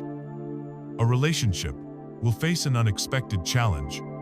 This is a call to adapt, to let go of the old form, to innovate. If we can successfully navigate the trickster's disruption, we integrate the new reality and build a new, more complex, and more resilient structure, a new form of the mother. This cycle of creation, disruption, and recreation is the fundamental pulse of all growth. The wisdom for your own journey lies in recognizing which of these great energies is currently at play in your life. Are you in a mother phase? A time for building, nurturing, and consolidating? If so, is she the nurturing mother who is grounding you? Or the devouring mother who is stifling you? Or has the trickster appeared at your door, turning your world upside down? If so, can you resist the urge to only see the destruction and look for the hidden opportunity, the invitation to change, the new consciousness he is trying to bring you? To know which energy you are dancing with is to receive a profound message from the universe about what life is asking of you in this moment. We have now met the primary inhabitants of our inner world, the public persona, the personal shadow, the guiding anima and animus, and the primal forces of the mother and the trickster. We have identified the caste and the elemental powers. The crucial question that now arises is, how do we establish communication? How do we get direct guidance from this inner world? Fortunately, the psyche has its own native language, a system of communication that operates every single night. It is a language of symbol, metaphor, and story. It is time to learn how to read the nightly reports from your soul. It is time to understand your dreams. We have now mapped the vast, hidden territories of the psyche, from the personal basement to the collective ocean. And we have met the great archetypal figures that reside there. The question that hangs in the air is, How do we speak to them? How do we receive clear guidance from this deep and mysterious inner world? The answer is that we are already receiving it. Every single night. The soul has its own native language, and it speaks to us in the twilight theater of our minds. The great pioneer of this work, Carl Jung, called dreams the royal road to the unconscious, a little hidden door into the most secret recesses of the soul. A dream is not random neural noise, a meaningless byproduct of the day's digestion. It is a highly intelligent, exquisitely crafted communication, a nightly email from your deepest self. The problem is that it is written in a language we have forgotten how to read, the language of symbol, image, and emotion. To learn this language is to unlock a source of guidance so profound it can change the course of your life. The first thing we must understand is why dreams speak so strangely. They are not written by the logical, linear, rational ego. They are written by the unconscious, a far older and more primal intelligence that thinks not in words, but in pictures. To analyze a dream with pure logic is like trying to understand a magnificent painting by analyzing the chemical composition of its pigments. You will learn facts, but you will completely miss the meaning and the beauty. Dreams are the poetry of the soul. A technical manual gives you a literal, one-dimensional instruction. A poem gives you a feeling, a multi-layered truth, an image that resonates deeper than words. Your dreams are personal poems sent to you each night. And to understand them, you must become a poet, not a scientist. You must learn to feel their rhythm, to appreciate their imagery, and to sense the truth that hides just behind the veil of the literal. The art of decoding these nightly messages is a skill that anyone can learn. It begins not with a dictionary, but with a journal. The first golden rule of dream work is to capture the dream before it evaporates in the morning light. Keep a journal and a pen right by your bed. When you wake, before you move, before you check your phone, lie still and invite the dream fragments to return. Write them down immediately. In the present tense, I am walking through a forest. Not I walked through a forest, as this helps you re-enter the dream's emotional landscape. Once the dream is captured, the work of understanding can begin. The second rule is to identify the feeling tone. Before you analyze a single symbol, ask yourself, what was the dominant emotion of the dream? Was it anxiety, joy, awe, confusion, shame? The emotion is the energetic heart of the dream. It is the most important clue to what the dream is about on a deep level. A dream about flying that feels joyful is entirely different from a dream about flying that feels terrifying. The third, and most crucial rule, is to understand that symbols are personal. This is why generic dream dictionaries that tell you to dream of a snake means betrayal are mostly useless. A snake's meaning depends entirely on the dreamer. To work with a symbol, take a key image from the dream: a house, a gar, a key, an animal, and ask yourself, what are my own personal associations with this image? For a person who grew up with beloved dogs, dreaming of a dog might represent loyalty, friendship, and instinctual joy. For someone who was attacked by a dog as a child, it might represent fear, aggression, and trauma. The meaning is not in the symbol. The meaning is in your relationship to the symbol. The fourth rule is to understand the dream's compensatory function. Your unconscious mind is always seeking balance. Your dreams will therefore often compensate for a one-sided conscious attitude. If your waking life is overly intellectual and disconnected from your body, you may have dreams filled with earthy, sensual, or primal imagery. If you are consciously telling everyone everything is fine, while ignoring a major problem, your dreams may be filled with monsters chasing you or houses collapsing. The dream is not trying to scare you. It is trying to bring you into balance by showing you the part of reality you are ignoring. Let's walk through an example. Imagine a woman who dreams that she is at an important business dinner.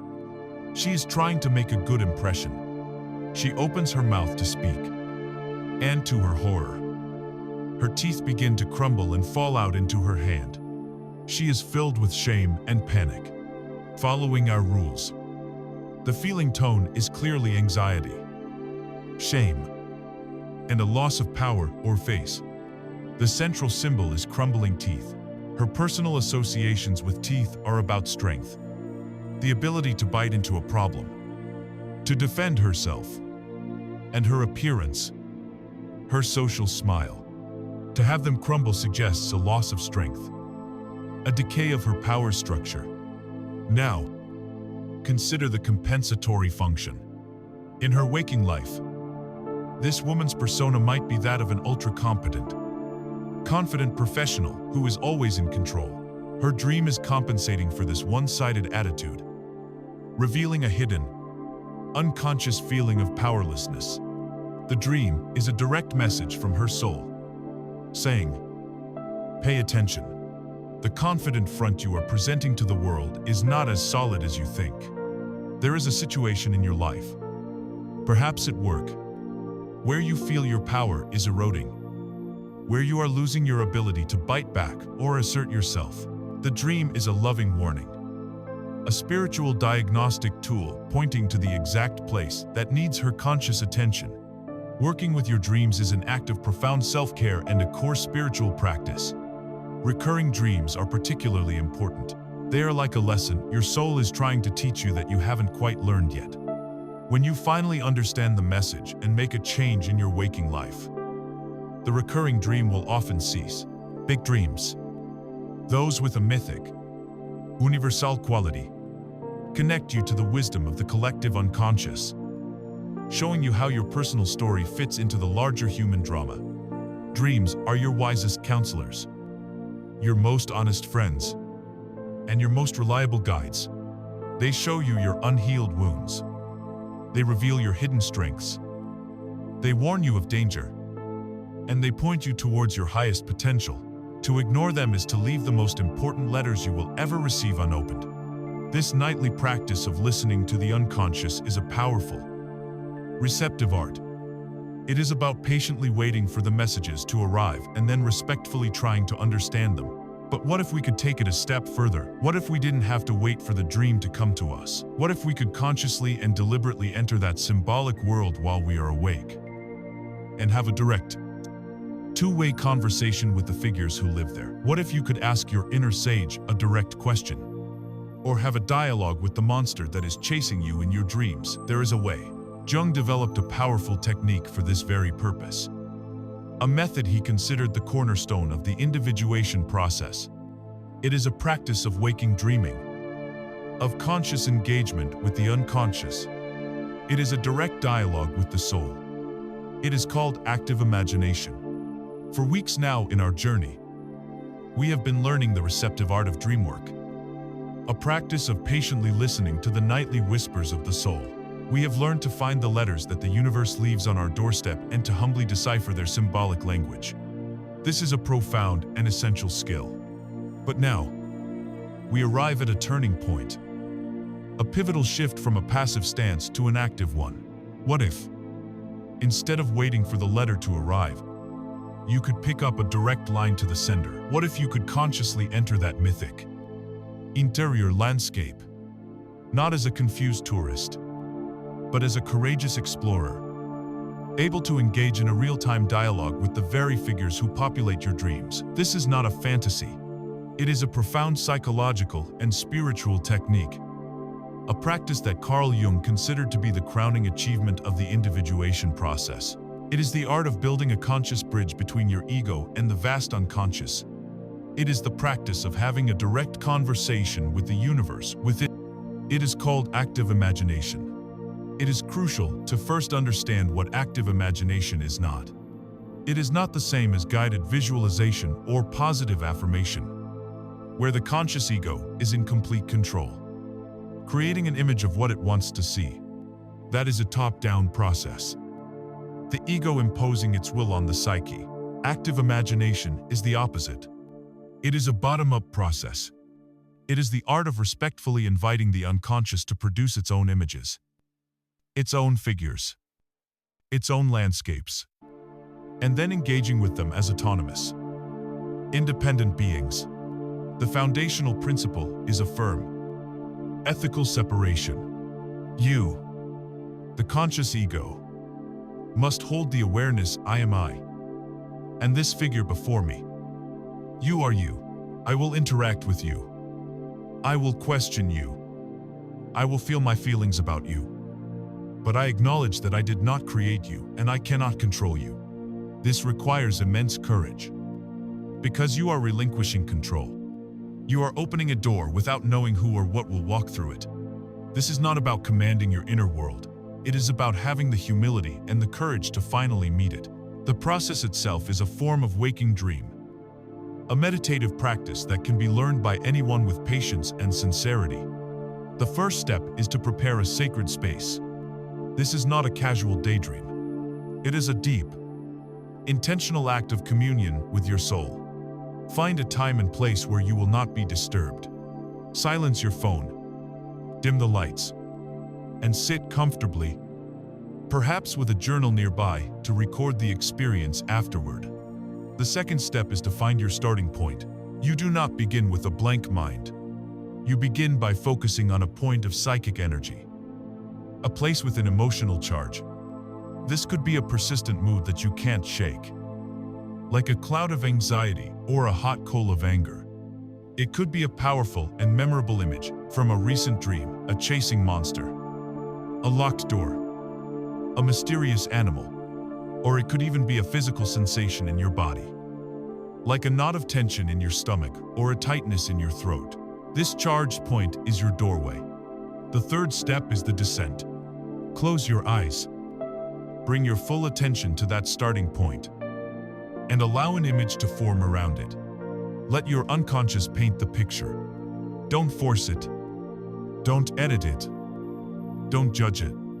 Simply watch with open curiosity, as if you were in a movie theater and the film was beginning to play on the screen of your inner eye. Perhaps the knot in your stomach becomes a coiled snake in a dark cave. Perhaps the cloud of anxiety becomes a vast gray fog on a desolate plain. The fourth step is the heart of the practice, the dialogue. When a figure appears, your conscious ego must now choose to act. You must engage. Let us say you have decided to work with a recurring nightmare of being chased by a dark, shadowy figure. In your active imagination, instead of running, you make a conscious choice to stop, to turn around, and to face the figure. With your inner voice, you ask, "Who are you?" You then fall silent, and you listen. The answer may come as a thought that feels like it's not your own, a sudden feeling, or even a new visual image. You continue the dialogue. "What do you want from me? Why are you chasing me?" You must treat the figure's answers with respect, even if they are frightening or absurd.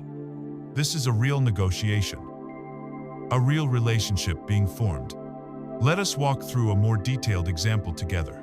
Imagine that you wish to have a dialogue with a persistent feeling of fear that has been holding you back in life. You find your quiet space. You close your eyes, and you focus on that feeling, that tight, cold knot in your chest. You invite an image to emerge.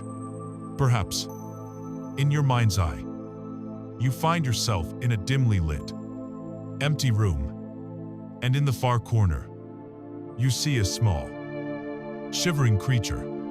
It is your fear, personified, your conscious self. The hero of this inner journey now has a task. You slowly walk toward it. Your heart may be pounding, but you persist. You stop a respectful distance away, and you speak. "Hello." You say gently, "I see you there."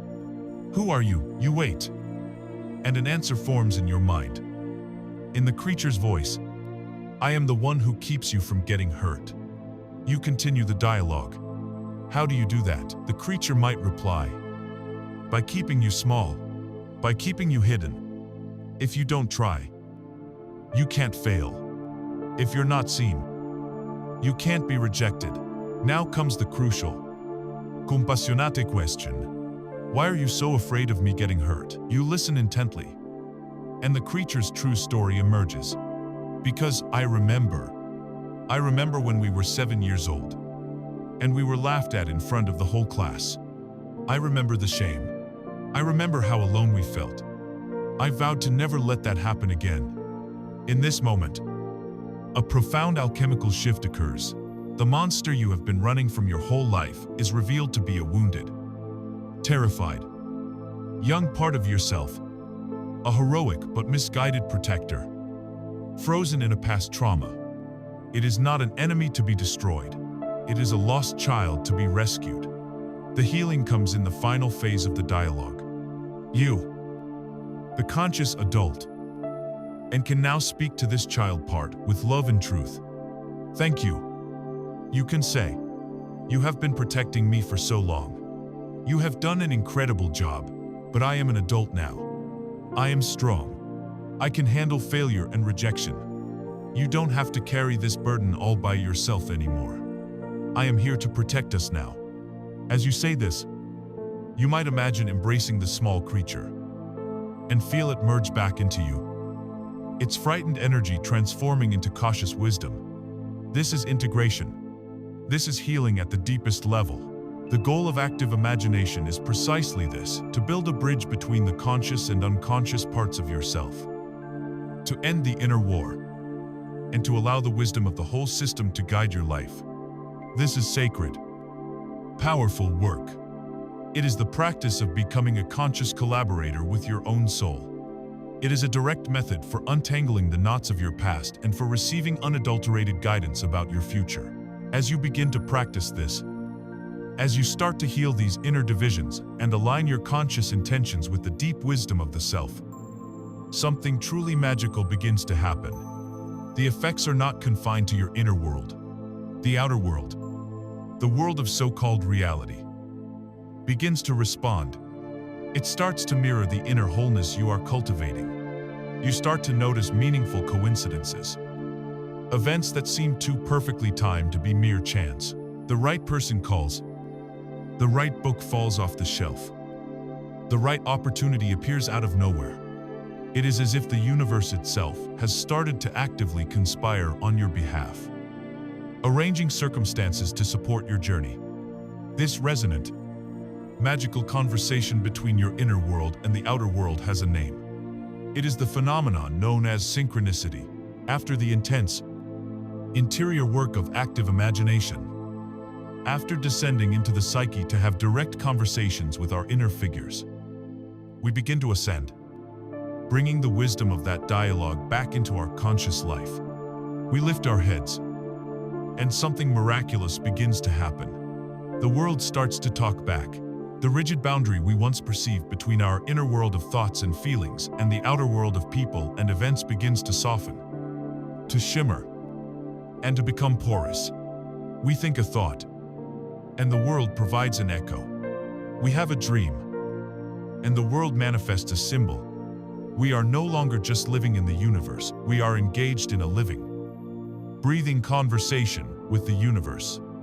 This magical resonance, this meaningful and a causal connection between mind and matter, has a name.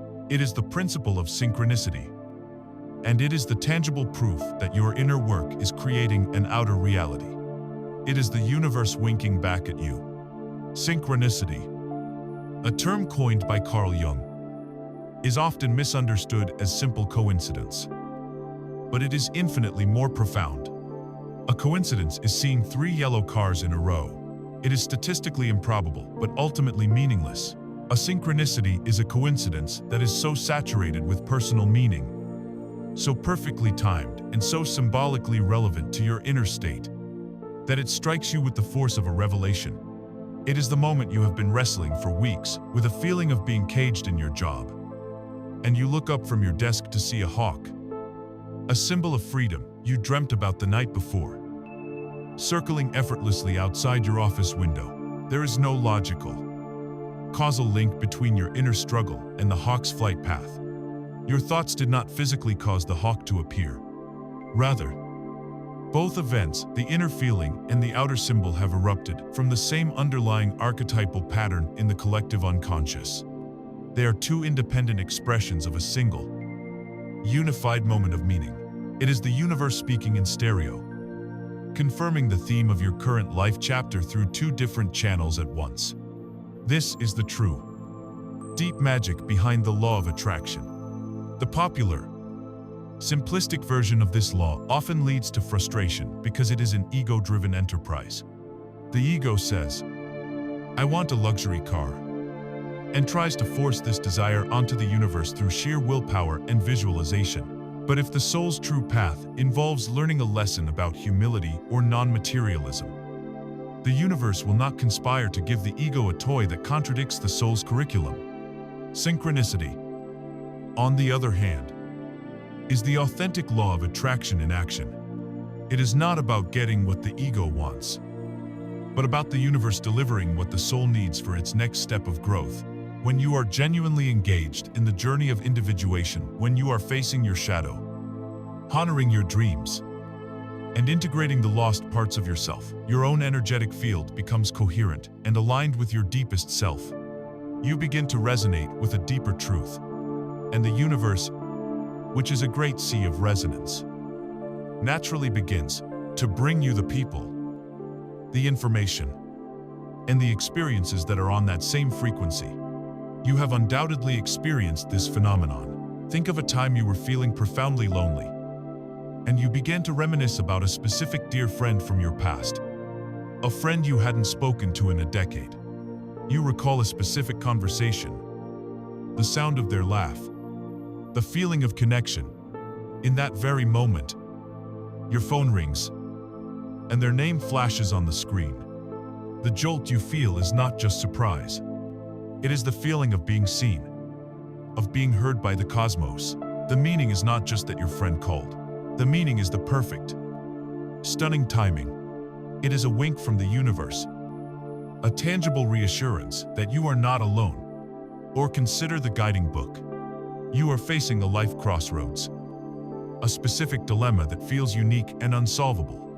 You wander aimlessly into a library or bookstore, and a title you have never heard of seems to leap out at you from the shelves. You pick it up and open it to a random page, and the words you read are a direct, precise, and breathtakingly relevant answer to the very question you have been holding in your heart. This is not chance. This is resonance. Your inner question, vibrating with sincere need, has attracted its outer answer. As you progress on the path of individuation, these events begin to happen with increasing frequency. They become the new normal. Let us revisit Clara, the artist who found her voice by embracing her chaotic shadow. She has created a new body of work that is raw, authentic, and powerful. But she has no idea what to do with it. Her old gallery finds it too challenging. She feels lost. One afternoon, feeling discouraged, she decides to walk home a different way, following a strange, inexplicable impulse. She turns down a small side street she has never explored before. There, nestled between other buildings, is a small, independent gallery. The sign is discreet. Something pulls her inside. The gallery owner is there, and as they begin to talk, Clara feels a growing sense of awe. This gallery owner specializes in exactly her kind of art: raw, emotional, psychologically deep work that the mainstream galleries won't touch. An exhibition is planned. Her career is reborn on a new, more authentic foundation. Was this luck? Or was it the result of her profound inner shift, creating a corresponding rift in the fabric of space-time, allowing an opportunity to manifest that was in perfect harmony with her new, integrated self? Synchronicity tells us it is the latter. You cannot force a synchronicity to happen through an act of will. The ego's frantic desire for control is precisely what blocks the magic. But you can become the kind of person to whom synchronicities happen. You can create the inner conditions that invite this cosmic conversation. The first and most important condition is to do the inner work. The more you heal your inner divisions, the clearer your signal becomes. The second condition is to pay attention. We are surrounded by potential synchronicities every day, but our rational, hurried minds dismiss them as just a coincidence. Cultivate an attitude of wonder and watchful awareness. Look for the meaningful patterns. The third condition is to trust your intuition. That non-rational nudge to call someone, to read that article, to take that detour, that is often the whisper of your soul, guiding you toward a synchronistic rendezvous. You must learn to honor these quiet impulses. And finally, you must let go of the need to control every outcome. Synchronicity thrives in the spaces between our rigid plans. It requires a deep trust that there is a larger intelligence at play. A story whose plot you cannot fully see. Ultimately, synchronicity is the universe's feedback system. It is the way the great self communicates with the small ego, assuring it that it is on the right path.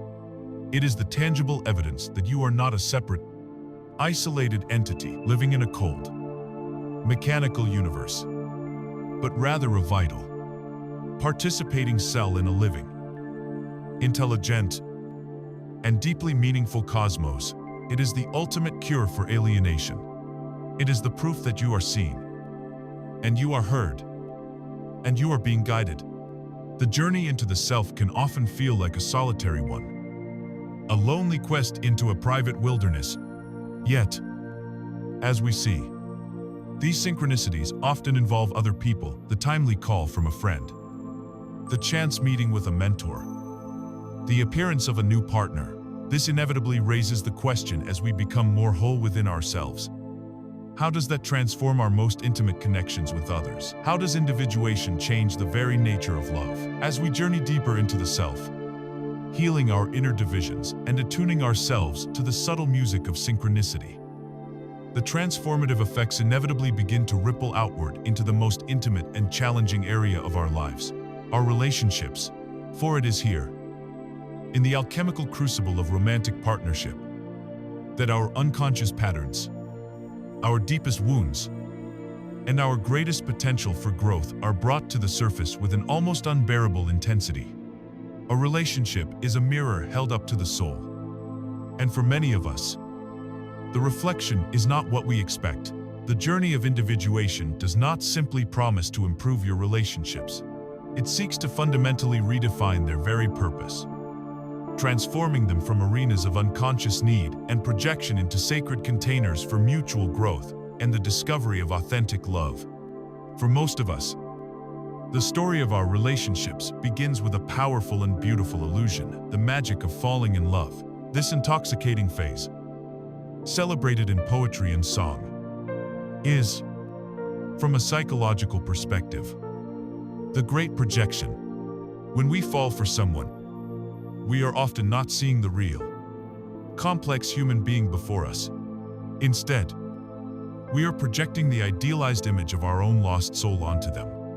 A man projects his unconscious anima, his inner goddess of feeling and soul, onto a woman, and is suddenly convinced she is the embodiment of all the mystery and vitality his own life lacks. A woman projects her unconscious animus, her inner hero of strength and spirit, onto a man, and is suddenly certain he possesses the confidence and direction she feels she is missing. They seem to complete each other because they are, quite literally, carrying the missing pieces of each other's psyches. At the same time, we project our golden shadow onto them, seeing in them all the positive qualities, the spontaneity, the courage, the creativity that we have yet to own in ourselves. This unconscious contract is thrilling, but it is built on a fantasy. Inevitably, as the relationship progresses and real life intrudes, the projections begin to flicker and fail. The flesh and blood human being begins to emerge from behind the divine image. The goddess proves to have her own anxieties, her own messy emotions, and her own selfish needs. The knight in shining armor reveals his own insecurities, his own vulnerabilities, and his own moments of indecision. This is a critical and painful juncture. For most, this is the moment the magic dies. It is the beginning of disappointment, resentment, and the slow, grinding conflict that characterizes so many long-term partnerships. The very qualities we once adored now become sources of immense irritation. The anima projection sours, and the man now sees his partner's emotional expressiveness not as soulful, but as irrational drama. The animus projection fails, and the woman now sees her partner's stability not as confident, but as cold and unfeeling. They are both angry at the other for failing to live up to a role they were unconsciously assigned. At the same time, the negative shadow projections begin to fly. We become infuriated by our partner's laziness, their controlling nature, or their disorganization. Because they are unwittingly acting out a part of our own disowned self, we become locked in repeating circular arguments that go nowhere. Because we are not actually fighting with our partner, we are fighting with the reflection of our own unacknowledged shadow. Let us imagine a couple, Michael and Jessica. Michael, a stoic and pragmatic man, was deeply attracted to Jessica's vibrant, spontaneous, and emotionally rich nature. She was everything his logical life was not. Jessica, a creative spirit who often felt disorganized and insecure, was drawn to Michael's calm confidence and the stable structure he provided. They were a perfect fit, two halves of a whole. But years later, the dynamic has turned toxic. Michael now experiences Jessica's emotional flow as a chaotic threat to his ordered world. "Why are you always so dramatic?" he demands. Jessica now experiences Michael's stability as a cold, unfeeling prison. "Don't you feel anything?" she pleads. He is fighting his anima, which he has projected onto her. She is fighting her animus, which she has projected onto him. They are both trying to change the other person, to force them back into the idealized box of the original projection. A futile and soul-destroying battle. The path to healing for them, and for all of us, is the great and difficult work of withdrawing the projections.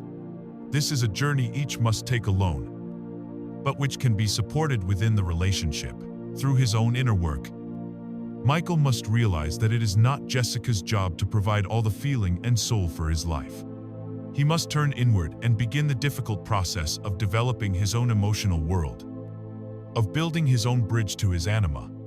He must learn to feel his own sadness, his own joy, his own vulnerability. As he does this, he no longer needs Jessica to be a mythical goddess of emotion. He can begin to see her as a real person. Simultaneously, Jessica must realize that she cannot rely on Michael for her sense of authority and direction.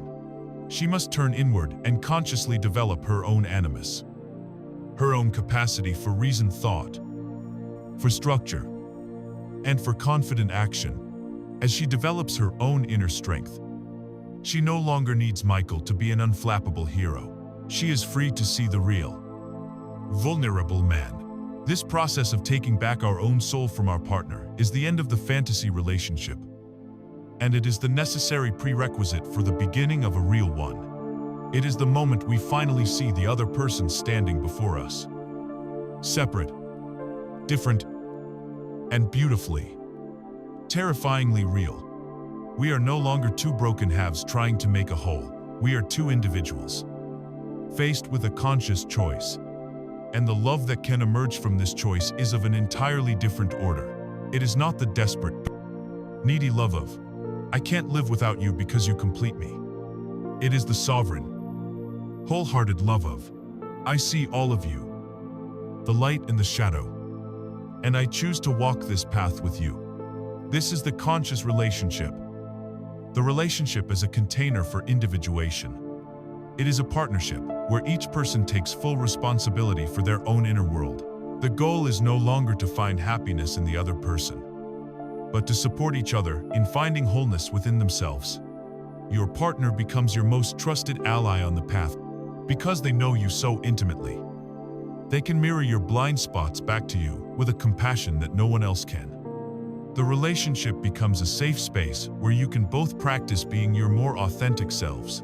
Love is no longer a feeling you fall into, but a conscious action you practice every day. The action of seeing, of listening, of accepting, and of encouraging the other's journey toward their own unique selfhood, even if it leads them in directions you don't expect. This is love born from a place of fullness, not of lack. It is the love that liberates, not the love that binds. After all this profound work of facing the shadow, of integrating the anima or animus, of transforming the very foundation of our relationships, from need to choice, we must ask, where does this journey ultimately lead? What is the purpose of becoming so conscious, so whole? The answer lies at the very center of the psyche. All of this work is in service of clearing the path for the emergence of a central, organizing principle that is greater than the ego, greater than the shadow, greater than any single archetype. It is the archetypal pattern of wholeness itself, the God image within, the core of wisdom and divinity that is both the journey and the final destination. The ultimate goal of individuation is to come into a conscious relationship with this center. It is time to speak of the self. We have traveled far on this inner odyssey. We have navigated the public courtyards of the persona, descended into the private basement of the personal unconscious, faced the monstrous and misunderstood shadow, and engaged in profound dialogues with the guiding spirits of the anima and animus. We have witnessed the cosmic dance of the Great Mother and the Trickster. Now, we arrive at the very heart of the labyrinth, the center of our inner kingdom, and what we find here is not another monster to be slain or a treasure to be claimed, but a silent, radiant, and unmistakable presence. We have come into the throne room of the psyche to meet the true ruler of the realm, the central organizing intelligence of our entire being. This is the destination of the journey, and the journey itself. This is the great archetype of wholeness, the God image within. This is the self. To understand the self, we must first understand what it is not. The self, with a capital S, is not the ego. This is the most crucial and challenging distinction in the entire journey of individuation. Your ego is the center of your conscious mind. It is the part of you that says I. It is the CEO of your daily life. The part that makes plans, organizes your schedule, and navigates your interactions with the world. The ego is essential. It provides structure, will, and a necessary sense of identity. But the ego, by its very nature, is limited. It knows only the brightly lit room of your conscious awareness and is mostly ignorant of the vast mansion to which that room belongs. For most of our lives, the ego operates under the illusion that it is the master of the house. It believes it is the sun, and that the rest of the world and the psyche should revolve around its needs and desires. The self, on the other hand, is the center of the total psyche, encompassing not only the conscious ego, but also the immense, uncharted territory of the personal and collective unconscious. If the ego is the CEO of the company, the self is the silent, visionary founder and sole shareholder who owns the entire enterprise. If the ego is the captain of the ship, diligently reading the charts on the bridge, the self is the entire ocean, its currents, and the stars that guide the way. The self is the organizing principle of your whole being, the inner compass that is always pointing toward wholeness, the divine spark that contains the blueprint for your unique and complete unfolding. Spiritual traditions throughout history have given it many names: the Atman in Hinduism, the Christ consciousness in Christianity, the Buddha nature in Buddhism. It is your higher self, your true self. It is the totality of who you are and who you were always meant to be. The entire journey of individuation, all the painful work with the shadow and the projections, is a process of enacting a great Copernican revolution within the soul. The unindividuated psyche is Ptolemaic. The little ego Earth places itself at the center of the universe and frantically tries to manage the orbits of everything else. This leads to a life of anxiety, control, and a fundamental disconnect from reality. Because the model is incorrect, the process of individuation is the slow, humbling, and ultimately liberating realization that the ego is not the center. It is the discovery of the sun. It is the realization that there is a far greater, more luminous, and more powerful center within the self. The ego is not destroyed or annihilated in this process. Instead, for the first time, it finds its rightful place. The ego ceases to be a paranoid tyrant and becomes a faithful servant. A humble planet whose purpose is to orbit the great sun of the self, to receive its light and warmth, and to reflect that light into the world through conscious action. It becomes the vital bridge between the infinite wisdom of the inner world and the finite reality of the outer world. To experience the self, even for a moment, is to have your understanding of reality fundamentally transformed. It is a feeling of profound wholeness, a sense that the inner civil war has ended. The warring opposites of your nature, good and evil, masculine and feminine, light and dark, are no longer seen as enemies to be conquered, but as necessary polarities held in a loving embrace within a larger unity. It brings a deep and unshakable sense of purpose. You no longer feel like a random collection of atoms in a meaningless universe. You feel like a vital participant in a sacred and intelligent story, guided by an inner compass that you can trust completely. The illusion of your separateness begins to dissolve. You feel an expansive connection to all of life, to other people, to animals, to nature, to the cosmos itself. You realize that the self within you is the same self that animates all of existence, and it brings a paradoxical state of being. You can feel both profoundly significant, as a unique expression of the divine, and utterly humble, as a tiny part of a vast, magnificent whole, all at the same time, because the self represents this ultimate union of opposites. It often appears in our big dreams and in global myths through universal symbols of hoolology.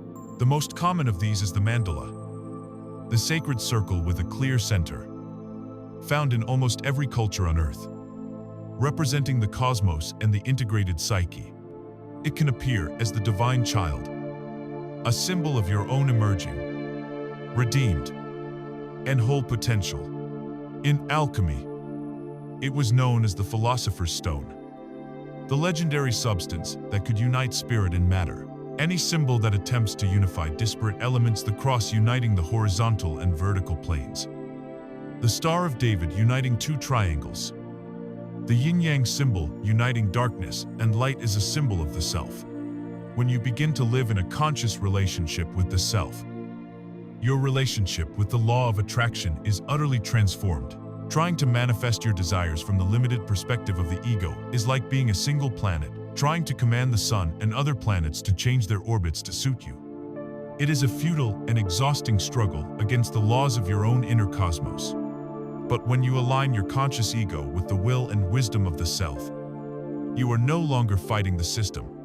You are aligning yourself with the central, gravitational power of the sun itself.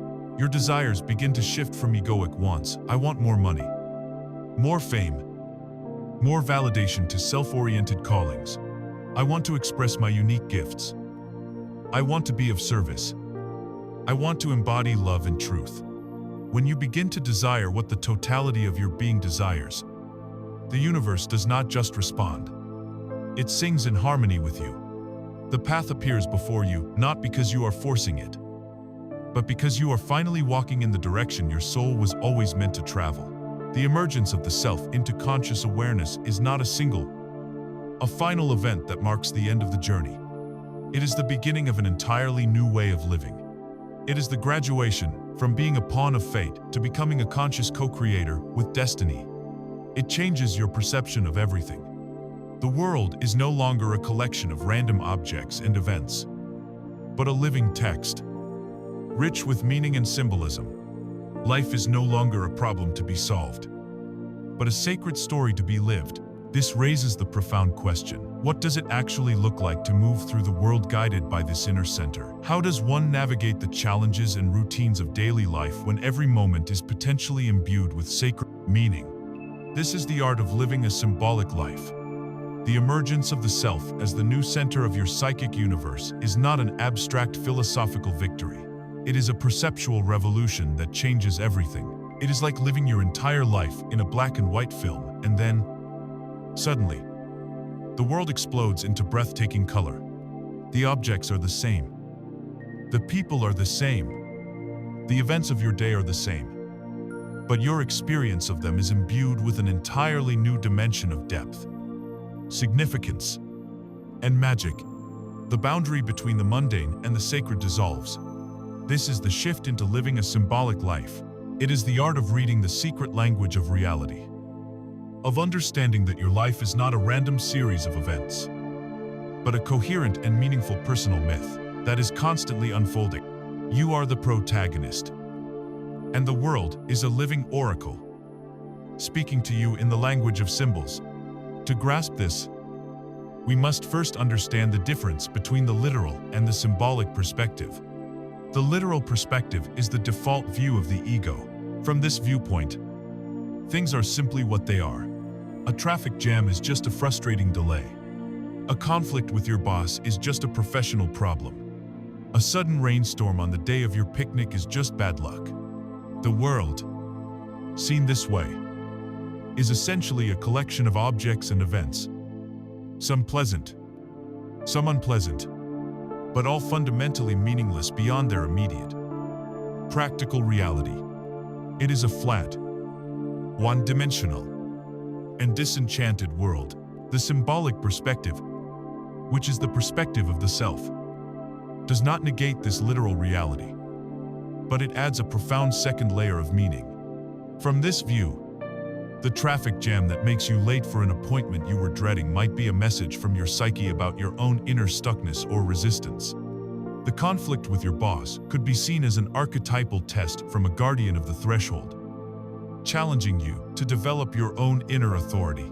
The sudden rainstorm might be a symbol of a much-needed emotional release, a cleansing of psychic tension. The world stops being a series of random happenings to you and becomes a series of meaningful communications for you. When you begin to cultivate this mythic eye, your entire life story is reframed. You are no longer just a person with a job and a family. You are the hero on a quest.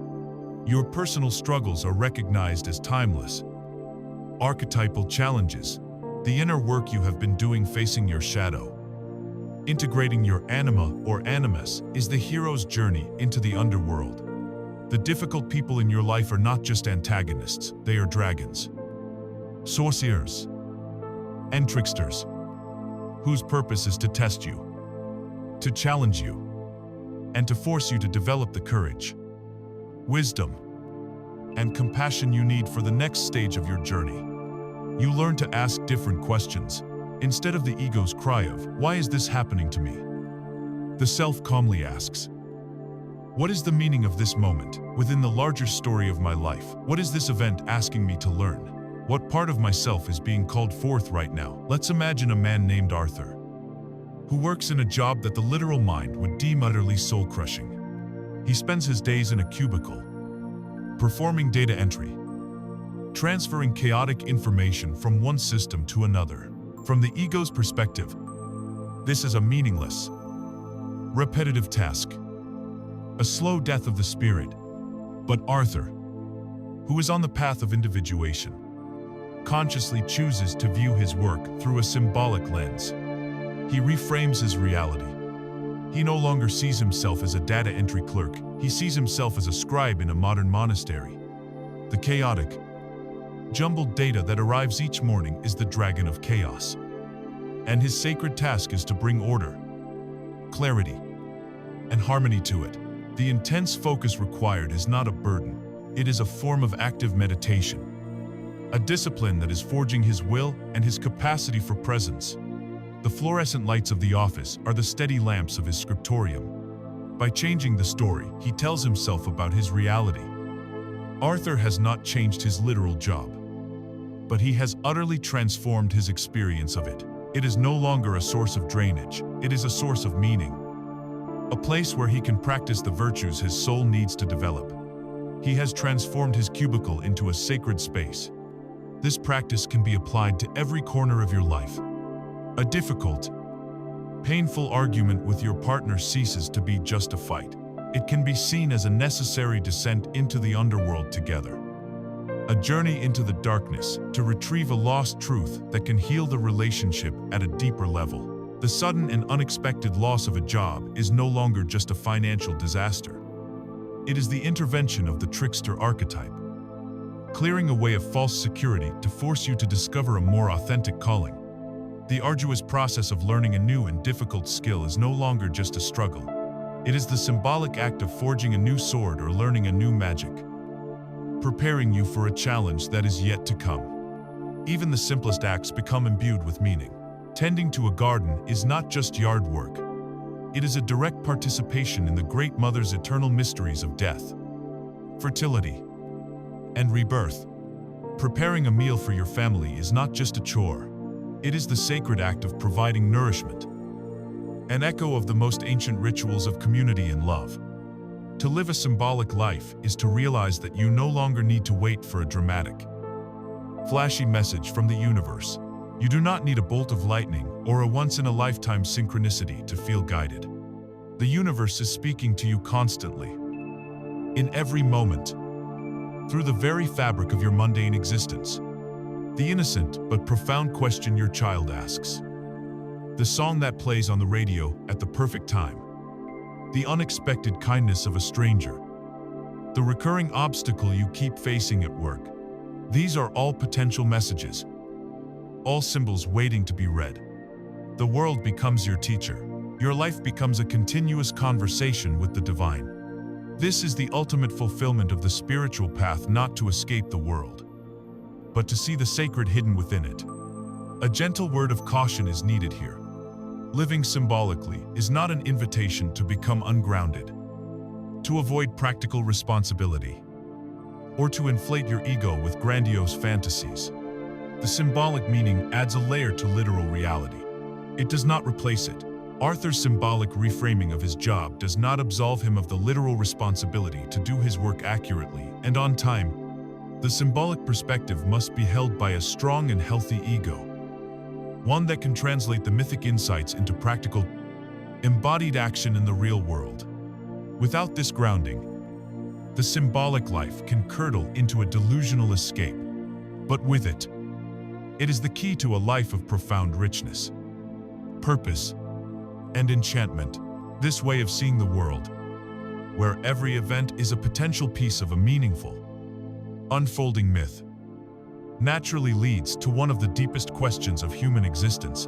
If our life is a sacred story, who is writing it? Are we simply actors reading from a pre-written script, fated to play out a certain role, or do we have the freedom to change the plot? This new perspective forces us to re-examine our relationship with the concepts of destiny and free will, and to find a way to live with courage and grace. No matter what the story brings, it leads us to the doorstep of a profound spiritual attitude, a way of not just accepting our fate, but of loving it as we learn to live a symbolic life, to see the mythic dimension woven into the fabric of our everyday existence. We inevitably arrive at the great, unsettling question that lies at the heart of the human condition. If my life is a sacred story, am I the one writing it? Or am I merely an actor playing a predetermined part? This is the ancient philosophical crossroads where free will and destiny collide, a paradox that has haunted saints and sages for millennia. The journey of individuation does not offer a simple answer to this question, but rather, it invites us into a more profound understanding of both, leading us to a spiritual attitude so powerful and resilient that it can transform the very nature of suffering itself. It is the path of not just accepting your fate, but of falling in love with it. First, we must redefine our terms.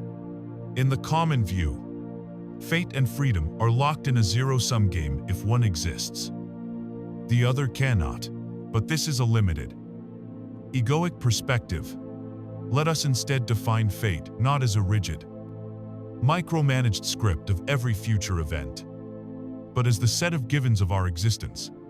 Your fate is the hand of cards you were dealt at birth. You did not choose your genetics, the time and place of your birth, the family or culture that shaped your early years. You did not choose the fundamental archetypal patterns that structure your psyche. And you did not choose the great, unavoidable realities of the human condition, that you will experience loss, that you will age, that you will one day die. These elements are your destiny. They are the sacred ground upon which your life must be built. To struggle against them, to wish you had been dealt a different hand, is the primary source of human misery.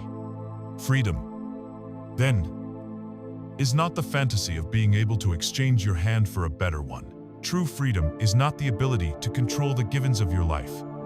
True freedom is the space that exists between the stimulus of fate and your response.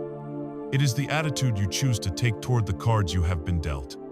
It is the conscious and sovereign power to decide how you will play your hand. The unindividuated person is a slave to their fate, unconsciously driven by their complexes, reacting to life with knee-jerk patterns they do not understand. They are a puppet, and their fate is the set of strings they cannot see. The entire purpose of the individuation journey of seeing your persona, facing your shadow, understanding your anima or animus, is to make the strings visible. The goal is not to cut the strings, an impossible and undesirable task. For the strings are what connect you to life. The goal is to become a conscious puppeteer, to learn the nature of your strings, and then to choose to dance with them, to create a beautiful and unique performance with the very fate you have been given. The highest freedom is not the absence of limits, but the conscious and joyful embrace of the limits that define you. This leads us to the profound spiritual technology championed by the philosopher Friedrich Nietzsche, a concept he called his formula for human greatness. He named it amor fati, the love of one's fate. This is not a passive resignation or a grim acceptance of the inevitable. It is an active, passionate, and ecstatic affirmation of all of reality. It is the capacity to look at the totality of your life, every triumph, every heartbreak, every moment of grace, every excruciating wound, every beautiful choice, every embarrassing mistake, and to say with the full force of your being, yes, I want nothing to be different. Not forward, not backward, not in all eternity. It was all necessary. It all belongs. It all conspired to forge me into who I am right now. And I love it. I would not trade it for any other life. This is the ultimate integration, the final alchemy. It is the moment you stop fighting with reality and choose to become its lover. To truly grasp the power of this idea, we can turn to the ancient Greek myth of Sisyphus. Sisyphus was a king who, for his hubris against the gods, was given a terrible and absurd fate. He was condemned for all eternity to push a massive boulder up a steep hill in the underworld. Each time he strained and struggled to reach the very top, the boulder would roll all the way back down, and he would have to begin his meaningless labor all over again. It is the ultimate symbol of a hopeless, fated existence. But the philosopher Albert Camus, in his famous essay, asks us to reimagine Sisyphus. He argues that the tragedy is not the central point. The central point is Sisyphus's consciousness. Camus focuses on the moment the boulder rolls back down the hill. In that moment, as Sisyphus walks back down to retrieve his rock, he is completely aware of the full, absurd scope of his destiny. He has no illusions, and it is here, in this conscious awareness, that he is free. He can walk down in despair and bitterness. Or, Camus suggests, he can make a heroic choice. He can embrace the rock as his rock, the hill as his hill, the struggle as his struggle.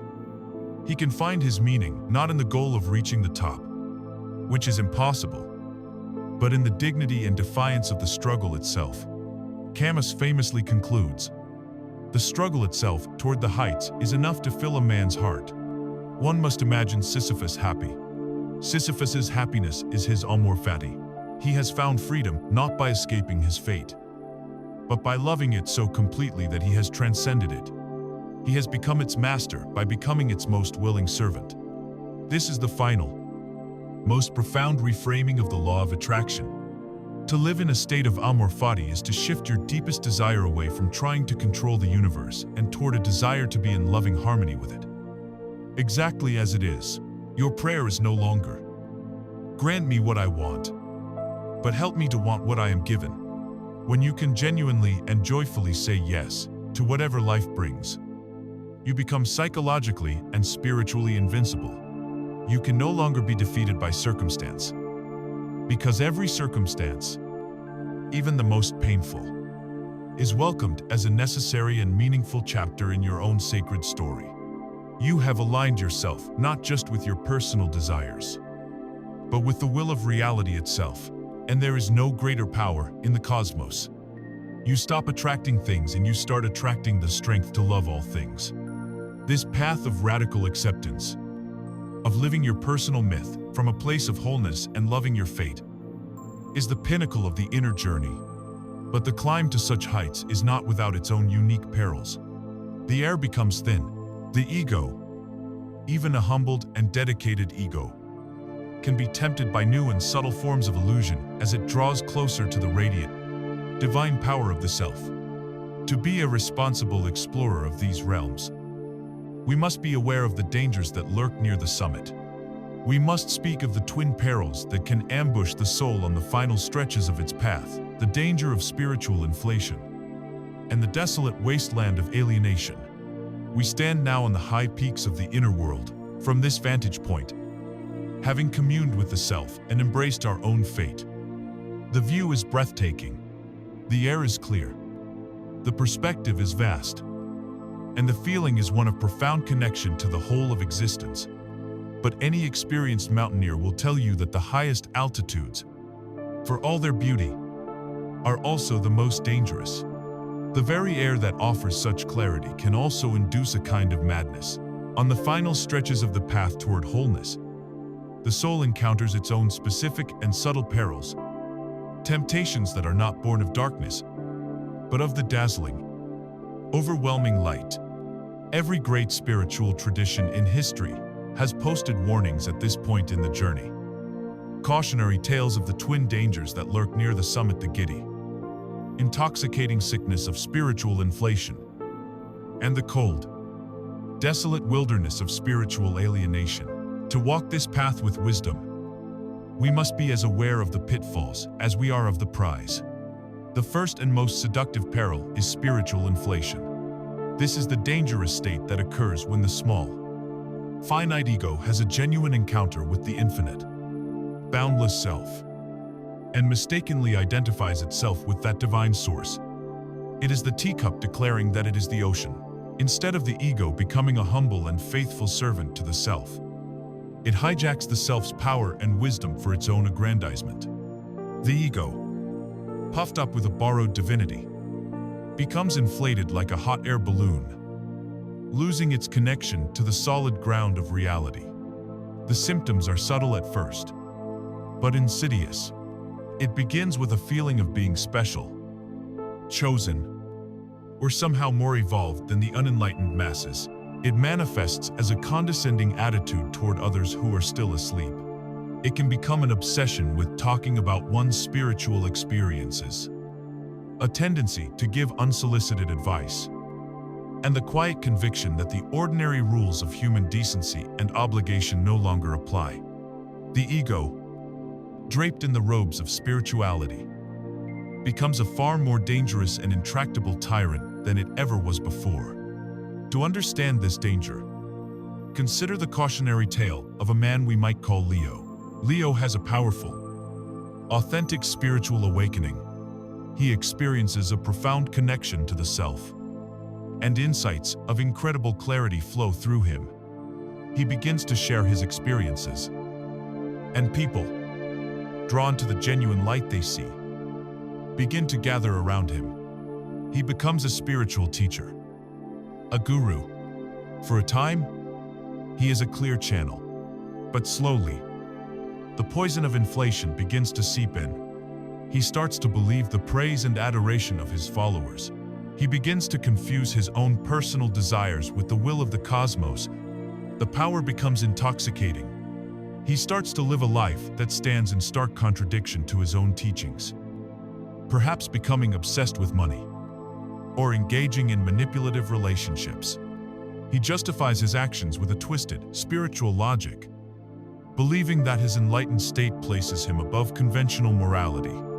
He is no longer a servant of the self. He has inflated his ego to the size of a god. Inevitably, this inner hypocrisy creates a dissonance that can no longer be contained, and his world comes crashing down, leaving disillusionment and wounded souls in its wake. This is the tragic and all too common story of inflation. It is the danger of flying too close to the sun with wings of wax. The second great peril, which can sometimes be a reaction to the first, is alienation. This is the danger of becoming so utterly captivated by the rich, fascinating, and meaningful inner world of dreams, symbols, and archetypes, that the outer world, the world of jobs, bills, family dinners, and small talk begins to seem dull, profane, and ultimately meaningless. It is the temptation to become a misguided hermit, not in a physical cave, but in the intricate palace of one's own mind. The signs of alienation are a growing sense of disconnection from the people and activities that once brought joy. Old friends who just don't get it seem boring. Family members feel like a distraction. Practical responsibilities are seen as irritating obstacles to the real work, which is inner work. This can lead to a state of lonely, sterile superiority. The individual feels they possess a great secret, but they are unable to connect or share it with anyone. And so they retreat further and further from the very world they are meant to serve. They forget that the purpose of the journey is not to escape the village, but to bring the treasure of the inner world back to nourish it. Alienation is the danger of becoming so focused on the map that you forget to live in the territory. The antidote to both of these spiritual diseases, the hot, expansive danger of inflation and the cold, contracting danger of alienation, is the conscious cultivation of psychological gravity. It is the practice of keeping your feet firmly planted on the earth, even as your head communes with the heavens. The first and most powerful tool for this is humility. It is the constant, daily, moment-to-moment practice of remembering that you are the teacup, not the ocean. Any wisdom, any love, any creativity that flows through you is a gift from a source far greater than your personal ego. The second tool is embodiment. The body is the ultimate anchor to reality. It does not care for spiritual theories. It feels pain. It feels pleasure. It gets hungry. It gets tired. Practices that ground you in your body, physical labor, exercise, dancing, gardening, paying close attention to your five senses are essential. They keep the ego from floating away on a cloud of abstract concepts. A third, crucial antidote is the maintenance of what Jung called unconscious relationships.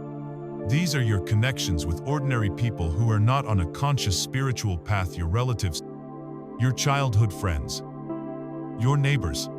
These people serve as an invaluable tether to common humanity. They are not interested in your archetypal insights or your moments of cosmic consciousness. They are interested in whether you are a kind, decent, and reliable person. They keep you honest. They remind you that the ultimate measure of your spiritual development is not how profound your meditations are, but how lovingly you engage with the people right in front of you. And finally, a vital tool is a sense of humor, especially the ability to laugh at yourself. The trickster archetype is a great ally here. Whenever we become too pious, too self-important, or too serious, the trickster is there to slip a banana peel under our feet, reminding us of our own fallibility and foolishness. Laughter is the pin that pricks the balloon of inflation.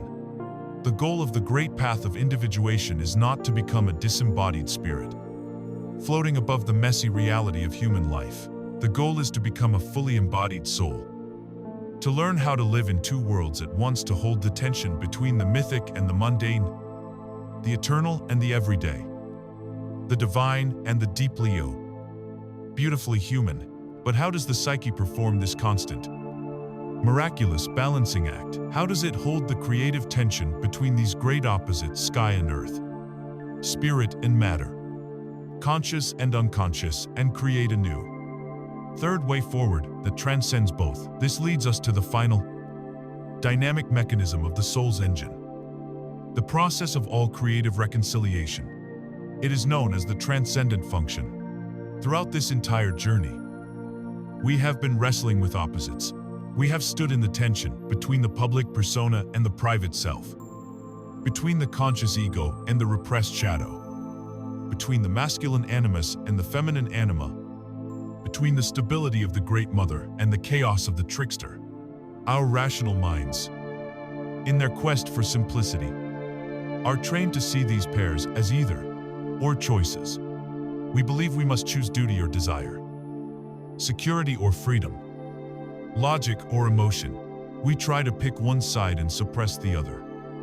But this only leads to a state of inner civil war, a constant drain of our life force. But what if there is another way? What if the psyche itself possesses a kind of sacred, alchemical magic, a natural process designed to resolve these impossible conflicts, not by choosing a side, but by creating a new path forward that transcends them both? This is the creative engine of the soul, the source of all genuine growth and evolution. Jung called it the transcendent function. The transcendent function is the psyche's innate capacity to create a third way out of the tension of two opposites. It is transcendent because the solution it generates could not have been logically deduced or predicted from the standpoint of either of the original opposing positions. It is a new creation, a synthesis that unites the valid claims of both sides into a higher, more complex level of being. It is the psychological equivalent of the Hegelian dialectic from the conflict between a thesis and its antithesis. A new synthesis is born. In the symbolic language of alchemy, this is the conjunctio, the sacred marriage of the solar king and the lunar queen to create the philosopher's stone, a new substance that contains the essence of both, yet is something entirely new.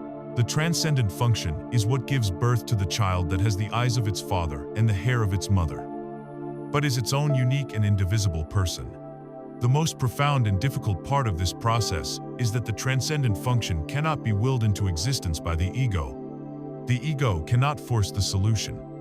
In fact, the ego's frantic attempts to solve the problem are precisely what prevent the magic from happening. The role of the ego here is not that of a clever problem solver, but that of a courageous alchemist. Its job is to build a vessel strong enough to contain the immense heat and pressure generated by the conflict of opposites, and to hold the tension without breaking. This means consciously and repeatedly bringing the conflict to mind, feeling the pull of both sides with equal sincerity, and refusing to make a premature, one-sided decision. It feels like being stretched on a rack. You want to give in, to end the discomfort, to just choose a path. But the work is to endure, to wait in a state of active, prégnant uncertainty. It is to say to the universe and to your own soul, my need for a stable life is valid. My soul's passionate desire for creative freedom is also valid. I honor both. I will not sacrifice one for the other. I will hold this unbearable tension and trust that a new way will be revealed. It is in this crucible of conscious suffering that the psyche is forced to create a new reality. Let us bring this down to earth with the story of a woman named Maria. Maria is trapped in the classic modern dilemma. Her thesis is her life as an accountant. It is a safe, respectably, well-paying job. It fulfills her very real need for security and her sense of duty to her family.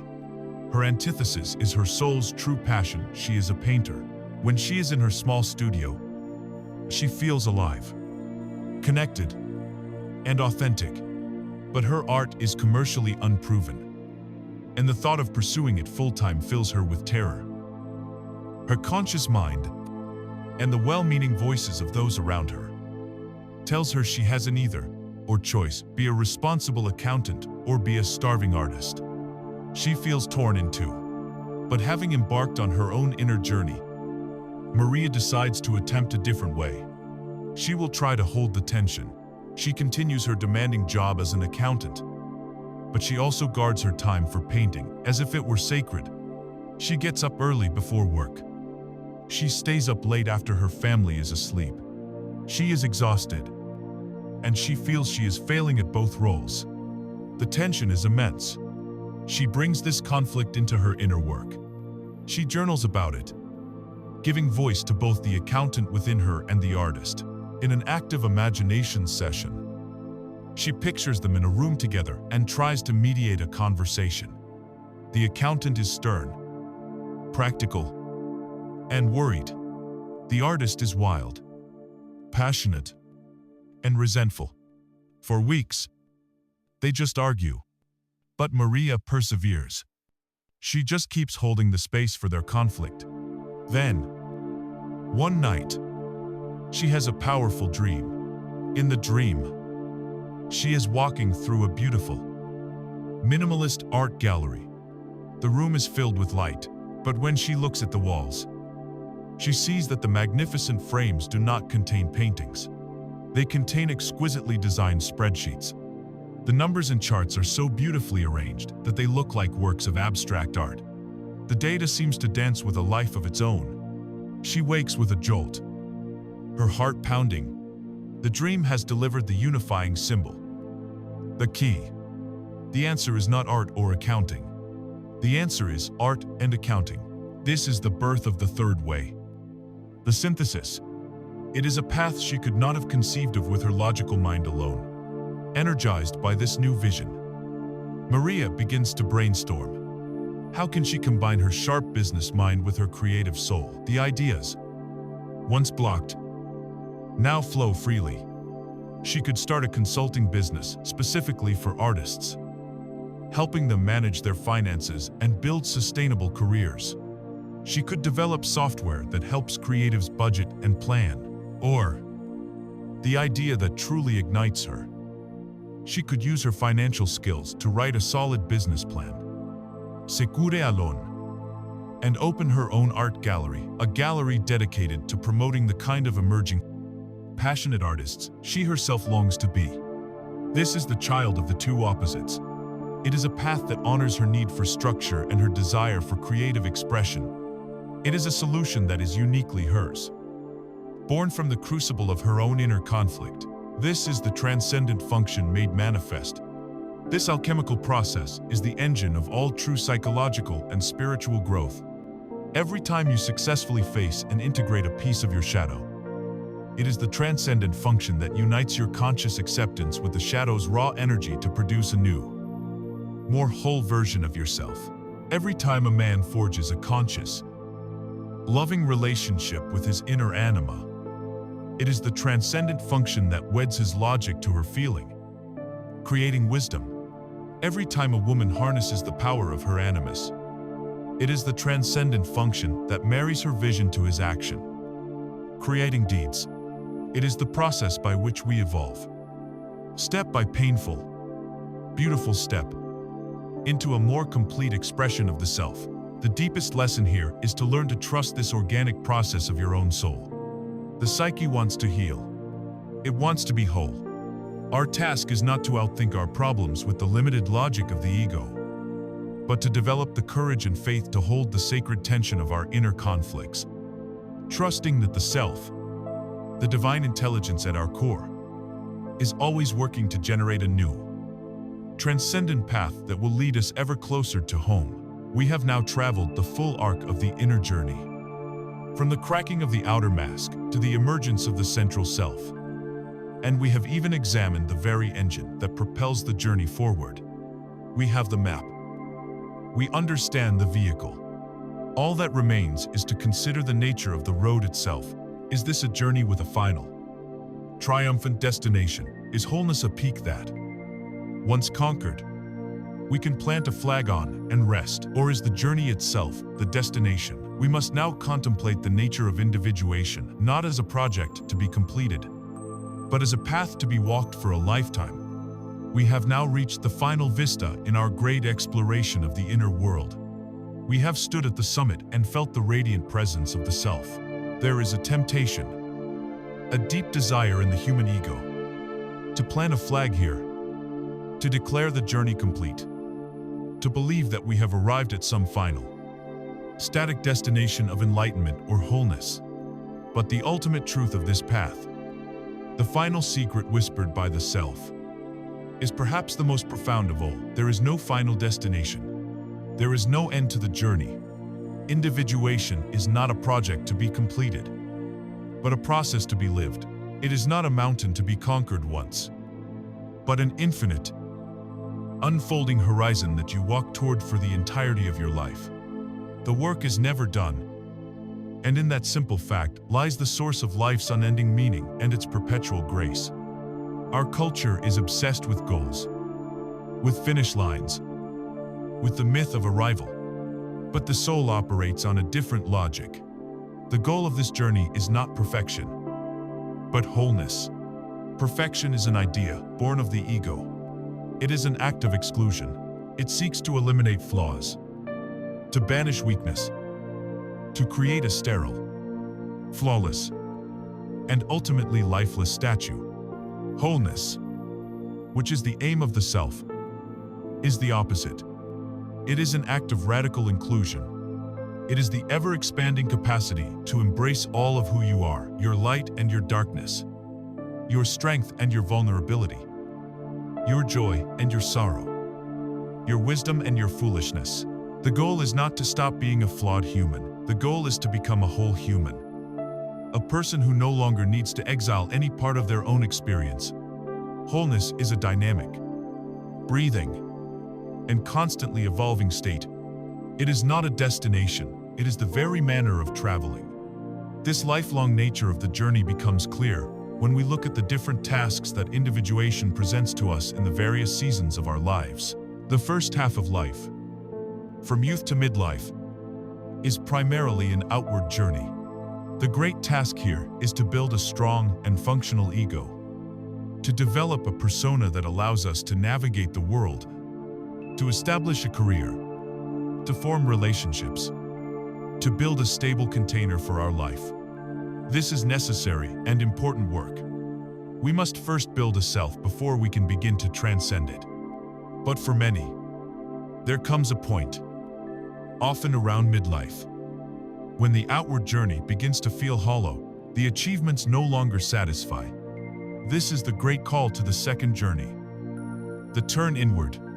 The task of midlife is to consciously engage with the parts of ourselves we left behind to face the shadow, to build a relationship with the anima or animus, and to shift the center of our gravity from the ego to the self.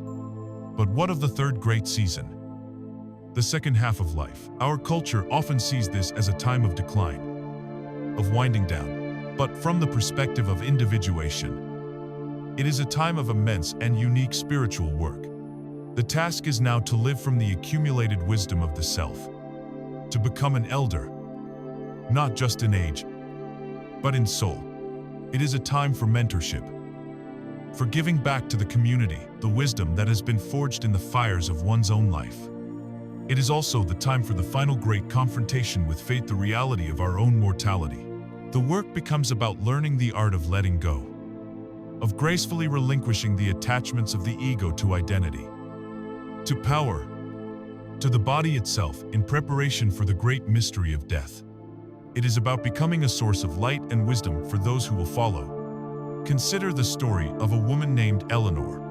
At 82 years old, according to the world script, her story should be over. Her husband has passed away. Her children are grown, and she is meant to live out her remaining years in quiet reflection. But the self within her has other plans. The great trickster event of her husband's death, while deeply painful, has also liberated a part of her that has been dormant for 60 years. A fierce, independent, adventurous spirit begins to emerge. The final, powerful integration of her animus, instead of moving into a smaller, sensible apartment, she astounds her family by selling her home and using the money to travel alone to Egypt, a place she has only dreamed of. While there, she begins to write her reflections on life, love, loss, and the strange freedom of old age. She learns how to start a blog, and her plain-spoken, profound wisdom finds a surprising and passionate online audience. She is not winding down. She is unfolding in a new and unexpected direction. Her grandchildren realize they are getting to know a powerful, adventurous woman they never knew existed beneath the gentle persona of Grandma. Eleanor's story is a testament to the truth that the journey of becoming ourselves never ends. As long as we are alive, it is helpful, then, to think of our lives not as a straight line, but as a spiral. We are constantly circling the same great, universal themes of the human experience: love, loss, power, purpose, connection, and separation. The challenges of our 50s might look surprisingly similar to the challenges of our 30s. But we are not simply repeating ourselves.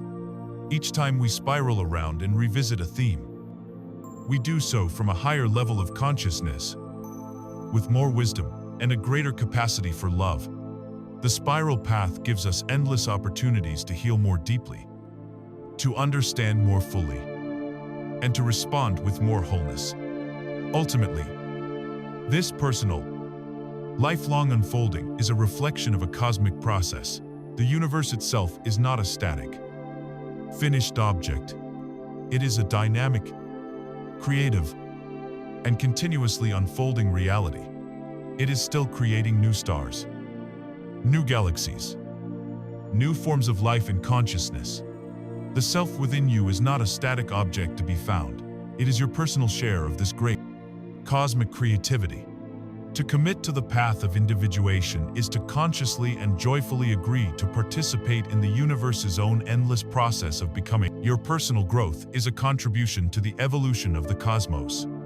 The work is never done, because the universe is never done. And this is not a burden. It is our greatest blessing.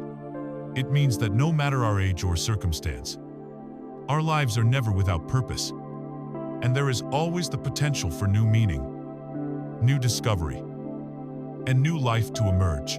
We have now traveled the great arc of this inner journey. From the first cracks in the mask of the persona to the boundless, lifelong unfolding of the self. We have the map. We have the tools. We understand the nature of the road. Let us now pause here at this high pass and look back over the terrain we have covered.